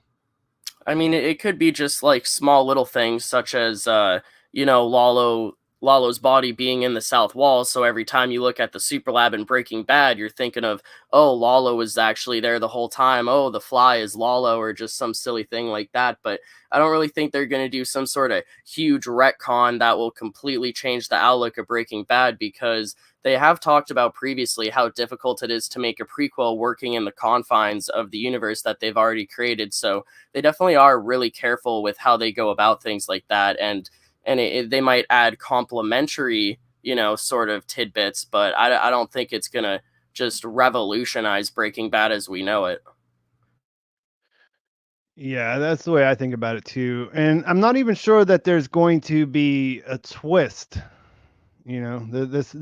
This question points out the idea of a twist. I don't think it's really a twisty show so much as they'll do a good job of delivering the thing that makes the most sense and still making it exciting. You know what I mean? Even though we might be able to figure out where it's going. I mean, that's what's been impressing me for this throughout this episode, and this in particular, this payoff in this episode here. Yeah, I agree. So I guess what else haven't we talked about? Is there anything else you want to talk about in the episode that we didn't get to yet? I mean, we kind of did have a disjointed way of going about everything. I mean, we talked about everything with the camera crew and the mediation, Howard figuring it out, but it being too late, Lalo's plans switching up, and then everything with Howard in the aftermath in regards to that. I'm not too sure if there's anything else we can touch on. Honestly, I'm still pretty speechless about the episode. Like, it was a little bit difficult to even make my videos in regards to it, because I'm just in such shock and awe. I feel like I even need I feel like I even need a few more days to process what I just saw. Yeah, that's definitely the kind of episode it was. Like I feel like there's going to be more that sinks in the more that we sit with it. Nave, thank you for the 4.99. Forgot adding question. Do you guys sympathize with Jimmy and Kim as they evolve and break bad like we did with Walter? Or am I the only one who does not? I don't think you're the only one, but I do. I sympathize with them. I think I that mean, that was one of the things I wanted to talk about in, whenever Howard, did his information dump, whenever he sort of pointed out all their reasons, and then he sort of got to the point that they do it for fun and that they get off on it, and that, there's something missing in their characters that make this possible. um I think that kind of went both ways. It's sort of like Howard, there were some things right about what Howard was saying, just like there's some things right about what they say about him, but they really through that lens that he sees the world in, and it kind of came out and looked ugly as much as it did, as far as revealing who they are. You know what I mean? Like they're reacting to that in a way as well, because Howard's the one with power. You know what I mean? He's the one with power in the situation. So, but yeah, I see tons of people say that they hate Jimmy and Kim regularly in the comments of my video, that they're never going to be able to redeem themselves. And you didn't really ever see that about Walter. People yeah, well, either really liked him, or they didn't, because they didn't really get what the show was going for yet. You know what I mean? Like it took a while to dawn on some people, or they, you know what I mean? But there was I never mean, like, yeah. there was definitely a conversation about when did he become Heisenberg, and was he this way all along? But that was sort of like in the end, you know what I mean? I definitely sympathize with the earlier parts of, or the earlier seasons, but I feel like part of season 6 is that him unlikable, because they were such likable characters throughout the entirety of the show, but now they have to almost devolve into the Saul Goodman that we know from Breaking Bad. So I do think that the show's doing a great job making them less likable, and they definitely did that on purpose. And I mean, I do kind of hate them now after this episode. I mean, not completely. I still like the characters. I love the actors, but I mean, I don't know. I think that they need to get what's coming for them after all of this. Hmm. Yeah, I'm not there as far as, I mean, I think it made them more complicated, but I don't really know how it changed too much. Like I can't even think of what they did in this episode. I mean, the consequences are bad and all of that, but I mean, they certainly didn't intend for that to happen. Yeah, it's not like they planned Howard's death. It definitely was just a crossfire, but I mean, I kind of already hated them just from, seeing how much they screwed over Howard with the whole mediation even before I knew he was going to die. So I don't know. I know that the creators definitely did mention how they needed to make the characters less likable in this season to kind of tie into Breaking Bad. So that is definitely something that they had planned for a little bit here. Yeah, and I think it comes down to sort of like the Howard, before we had Chuck versus Jimmy, like who's right, whose side are you on, and it pretty much breaks down to the person that you relate to more. If you can relate more to Chuck, then you think that he's right, and that he's he wasn't as bad as everybody made him out to be. And if you relate more to Jimmy, then whatever. So I feel like that has a lot to do with whether people get really caught up with the whole idea of Howard. You know what I mean? Like maybe they see themselves in that, and they feel like this injustice is a little bit more, it hits them a little bit more that way. Holden Thompson, $2. Do you think Gene and Jimmy are related somehow? That's pretty good. That's a pretty good one. I read the whole thing before I realized what he was saying. Thank you for that. Might be long Jimmy, lost twins. yeah, Jeffrey Townsend, thank you for the 10 Canadian. It would be satisfying to see a little into the lives of Skylar, Marie, Walt Jr., and Holly in a post Breaking Bad BCS world, and whether the Schwartz gave Jr. the 9 million. It would be satisfying to see a little bit into their. Oh yeah. I don't know that that's true. I mean, I see where you're coming from. I don't think for me that I want to see that. That was actually my least favorite thing about the whole ending. If it has a flaw, that is the flaw, that Walter got to give them the money. Well, I don't know. They spent so long making him the bad guy, and then they kind of redeemed him, and it just didn't really seem necessary. Even like when it was happening, it was sort of like, well, why does he get to do that? You know? I mean, I was mean, happy for these fictional characters that they might not, have to deal with the consequences of what he did, what their husband and father did, but a lot of people did have to deal with those consequences. You know what I mean? And he mm-hmm. sort of, yeah, like I said, it doesn't ruin the whole thing for me, but it's not my favorite part of the way they decided to end the story. It almost feels like a checklist. You know what I mean? Like, okay, well, yeah, he did all this bad stuff, but he dies at the end and is in kind of at his own way after he saves Jesse, and then he also, since his family's sympathetic, we got to give that part where he actually helps them out, even though he shouldn't really be able to. I Would mean, you like even to though see that? I would like to see the outcome of it. Mm. They did set it up for the possibility of that happening, but we never know if it actually does come to fruition or not, or if it even is feasible, because we know, I mean, I know they have the whole excuse about, Elliot and Gretchen being the ones to give it to them, but I mean, Walt's family does not want that money, and who knows if they're actually going to end up sending it to them. So it's kind of Walt died thinking that everything was okay, but who knows if everything actually is okay and if they can actually fulfill what he wanted them to do. So who knows? For all they know, that maybe, and I mean, they are scared to death of the laser pointers, but they don't know that they are just laser pointers. So I mean, maybe fear as motivation is enough for them, but who knows? Maybe they don't ever give that money to Walt's family. Yeah, I never really thought of that as an option. I mean, they're the kind they're what you would imagine are billionaires, right? I mean, they're the kind of people that it doesn't make any difference to them, and they are human. Like, they definitely had compassion for the family and the situation they were going through. So I always figured that they would make that happen. Okay, fair enough. But I mean, but I got, like, do you feel like they should wrap it up? Like, that's where you're at, or you're okay with the mystery? I mean, I'm kind of okay with the mystery. I don't really feel like it's something that needs to be happen or needs to be answered. I am curious, but I'm okay with just leaving it as is. Cool. All right. Insane Asian, I think 88. Insane Asian. $10. Thank you. Jesus Corral. Do we think there was an intentional parallel between Howard falling and hitting his head versus Chuck falling and hitting his head in the copy room?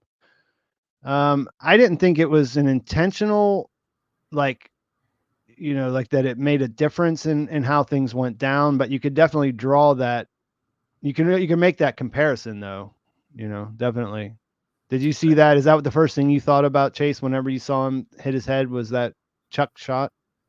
Honestly, yeah. I mean, I that definitely did come to mind, and I do think it was somewhat intentional. I'm not sure if there's a grandiose significance to it other than just, kind of reminding Jimmy of Chuck during this Howard moment.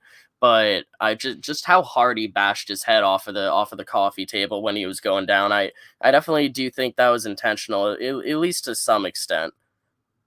Fair enough. I think that some other people are chiming in on there too, that it definitely felt intentional.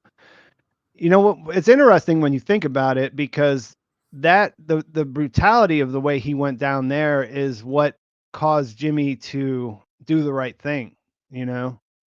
And here we are in a situation where there really isn't much wiggle room. Like, there's not much he can do that you could say is the right thing? Yeah, I mean, just a realization too little too late, possibly. That's what I mean. It feels a lot more like that, right? That it's just, okay, well, you realize this is horrible, but there's nothing you can do about it. And I thought there was a nice parallel between, what they were trying to do to Howard and what they pulled off was exactly what happened to them. They And I mean, understand yeah. they understand their mistake. They understand who, made everything go wrong, but they're literally, it's too late. They're in it, and there's not much they can do to change their situation. Yeah, I mean, maybe that could be why Saul becomes so jaded in Breaking Bad, and also it does make me think back to the El Camino missing scene of Mike and Jesse, where Mike tells him that making things right is the one thing you sadly can't do. Yep. And I think that we're getting to a point where we're going to have to wind down. I've got Oh, to. Oh, while you have this photo of Irene on the screen, I did want to mention, what did you think about Howard kind of manipulating her and putting her in that wheelchair to almost pull a sympathy card? Because I definitely feel like this season, Howard has kind of paralleled Jimmy in the earlier seasons in regard to manipulating the elders. We saw Howard win them over, and I think it was 605, and now just and I mean, that was kind of understandable, but this whole thing with putting her in a wheelchair just seems a little bit over the top. Yeah, I thought it was I thought it was a nice touch to just remind you, because like I said, they were going so hard to make you feel bad for him. They were doing all this stuff. Like, I thought there was also kind of a fake out whenever the young lawyer drops the sodas. It almost felt like Howard was going to berate him. Like, how could you do this? Like, what are you thinking? Because he's under all this stress. But he actually turns out to be nice there. And then whenever he talks to Irene, like you said, he totally manipulates her, and he acts like she's not even there, like she doesn't know what's happening. You know what I mean? So it's even a little bit dirtier when you think about it. Yeah, I just think that's a side of Howard that he doesn't really show often, but it just does show that, as much as we care for him, he isn't this sort of perfect angel that maybe, people like me and others have fully drinking the Howard Kool-Aid, might think. Yeah, he's a complicated character. He's like a real person. You can't put him on the good guy or bad guy side. There's way too much that we know, and we don't. And compared to some of the other characters, we didn't even know that much about him a few episodes ago. It turned out. But yeah, Yeah. I think that he's a great complicated character. Love him or hate him, you got to feel for him, and you have to recognize the fact that his flaws and his good points side by side are what make him so compelling. Hmm. Ebeth Barr, thank you for the 9.99. Thank you for the analysis. I just love that BCS is a show that rewards paying attention, even when the pace is slower. Makes it worth it, and we still have a half season for more to pay off.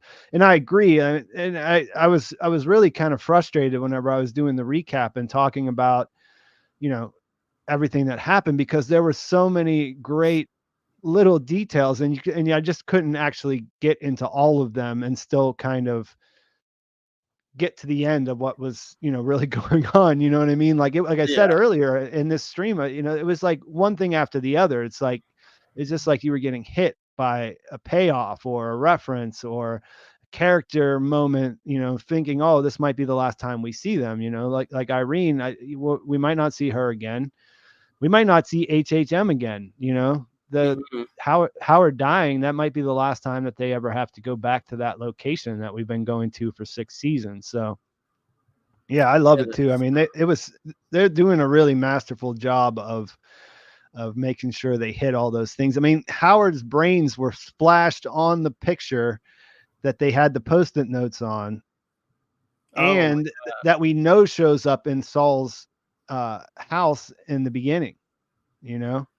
Yeah, yeah. I mean, that's the thing with this show. It definitely is possible for a lot of casual viewers just to sit back and enjoy it, but you really get rewarded the more you pay attention in regards to the props that are on screen, the way the cinematography is shown, the things that characters say, the things they don't say, even in minor points of dialogue where you think, okay, I can kind of look at my phone, this isn't really important. We get key points of dialogue in regards to Howard's marriage or Kim's past, and this show really rewards you the more you pay attention. And that's one thing I love about Breaking Bad and Better Call Saul is the more you rewatch this show, it's like every time you rewatch it, you come out of it with a different perspective or you learn something new and you grow more appreciation for it in ways that you weren't otherwise aware of.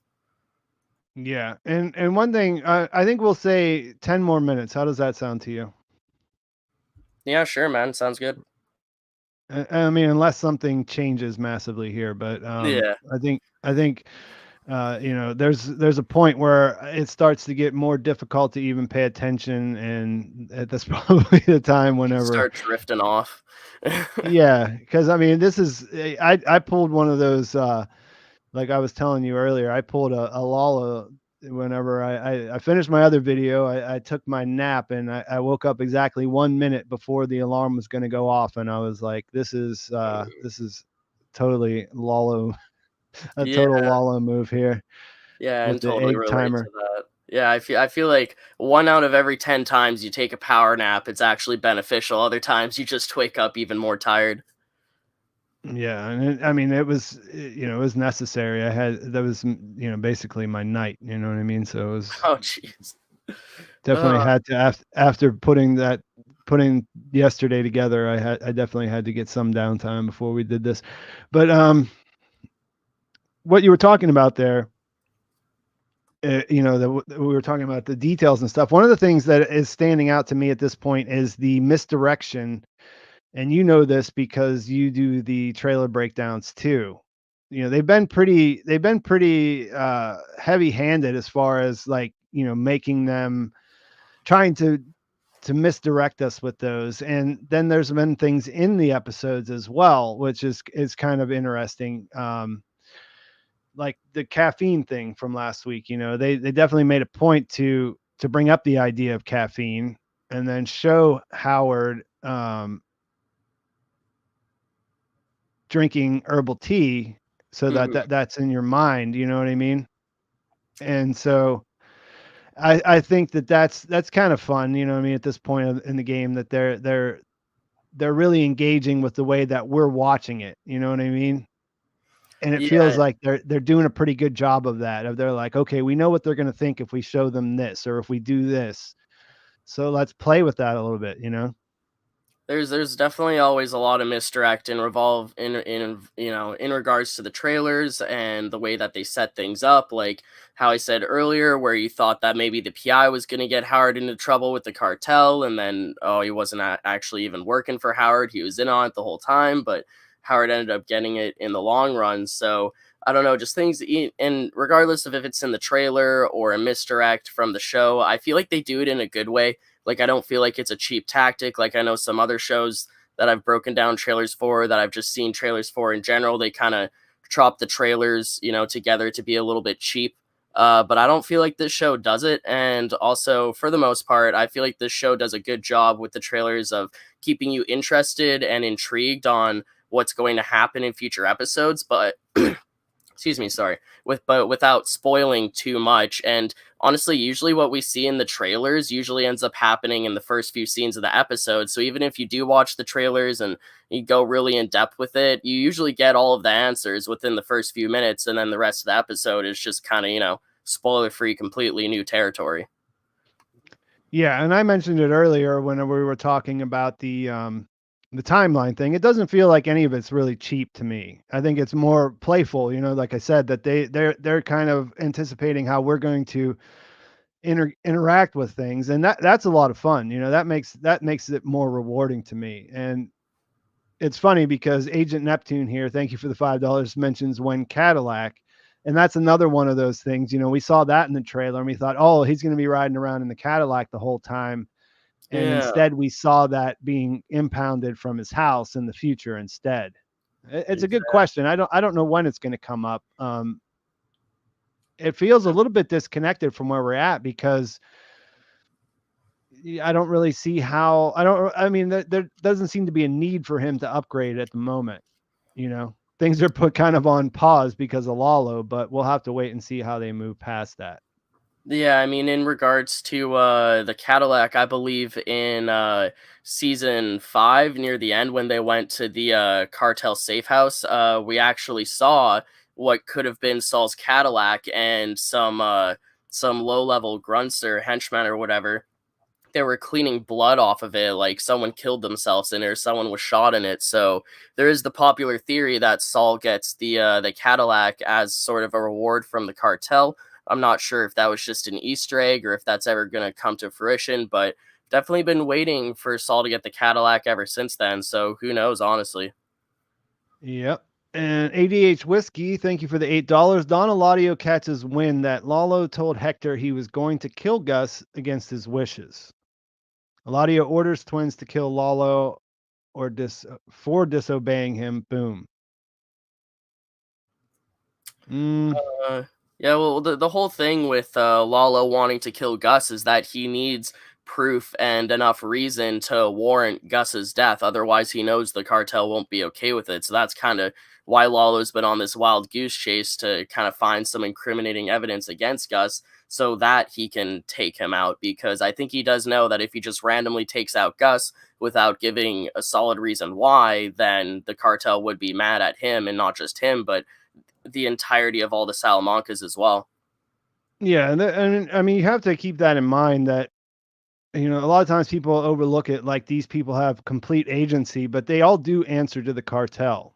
And Eladio is on the top of that pyramid. And, you know, if you don't do what he wants you to do, then he can make you go away, and it's not really an issue. And I don't think that that's like, I see where ADHD whiskey's coming from here. I don't think that's the direction it's going, but yeah, it's something to think about, I guess. I kind of feel like the twins, I don't know. That seems like it would be a little contrived if they just had to make up something to, you know, had the twins killing Lalo, because they're kind of devoid of feeling, those two characters, you know what I mean? So like, they wouldn't be the best vehicle for that in my mind, but we'll have to wait and see. Let's see what else we got. I see that I see a severance reference here, which I is thought pretty that's funny. what that was. I thought that's what that Yeah. was. I just had a little bit of disassociation here. I You definitely. you just watched Severance for the first time this week. Oh yeah. I'm a big Severance fan now. I am anxiously awaiting season 2. Might have to discuss it in a video at some point. But yeah, definitely on the Severance fan boat here. I jumped on the bandwagon, and I'm really glad I did. Yeah, it's awesome. Trying not to spoil anything in case, you know, the people watching haven't seen it, but there's only one season, 9 episodes. I definitely recommend checking it out if you haven't. Absolutely. Big Mac 076. Thank you for the $4.99. Thoughts on the black and white scene directly after the credits? Jimmy alludes to a happy ending.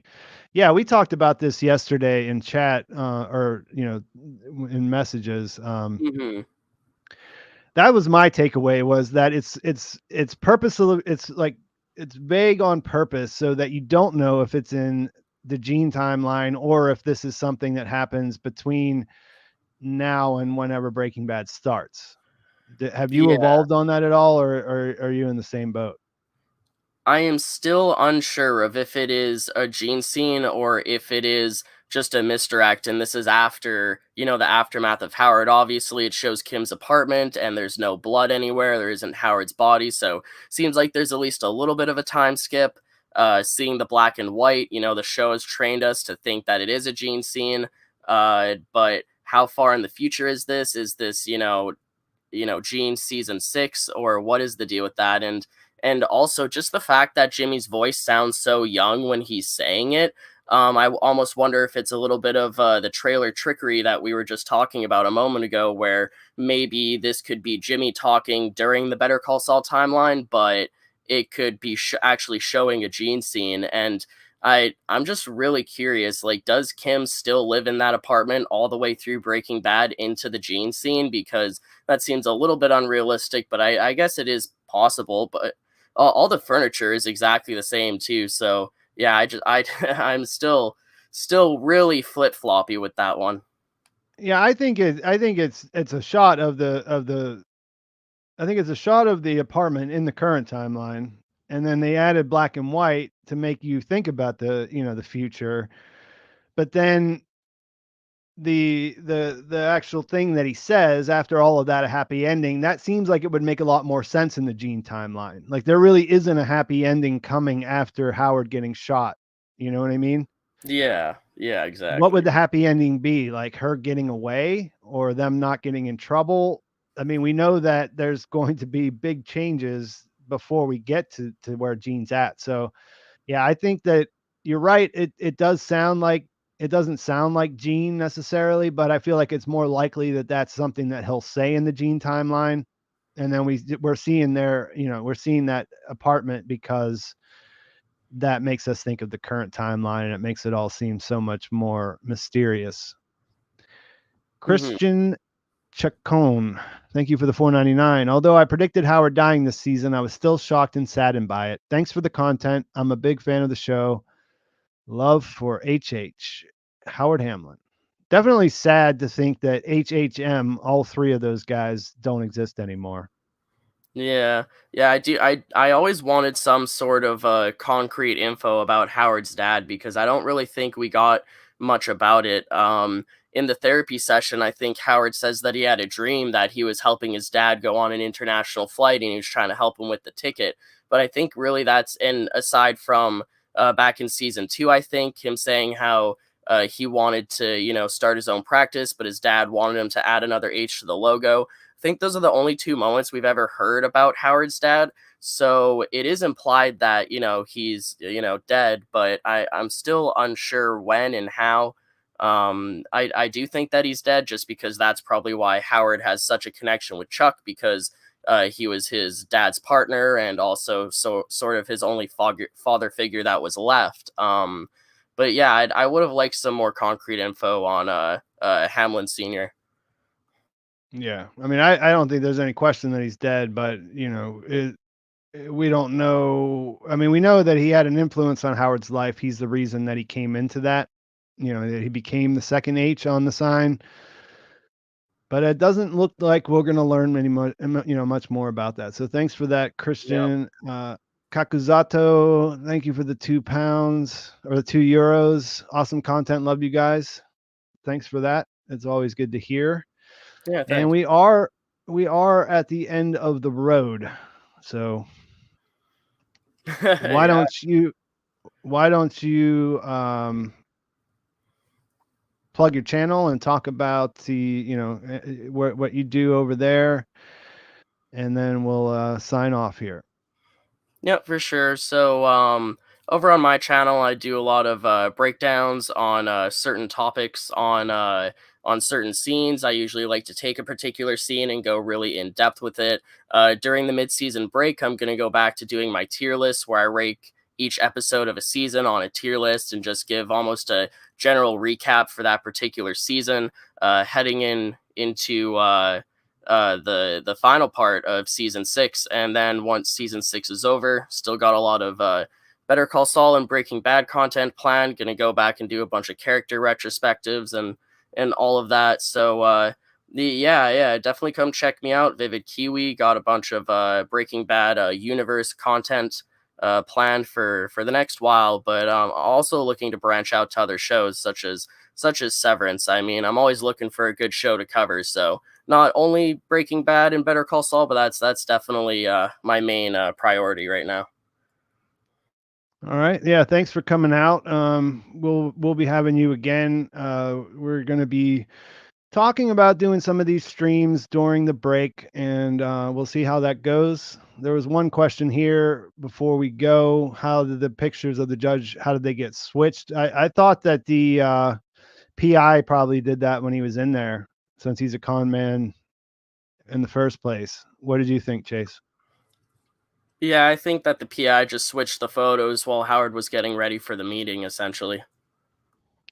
All right. So thanks everyone for coming out. Thank you for all of the super chats, and thanks everyone for sticking around. If you did, we really appreciate that. It's a lot of fun to talk about all of this stuff and get to have a couple of my friends come by and just get into things a little bit deeper, because whenever you do recaps, you got to kind of keep everything short and to the point.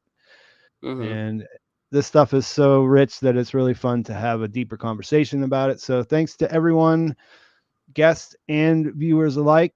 We'll be doing it next time. That for sure will be out back again whenever episode 8 comes out. But keep an eye out because I'll have new videos this week about the, going into some other things that happen in the finale, and there will definitely be more live streams to come. So let's leave it there. Thanks for coming.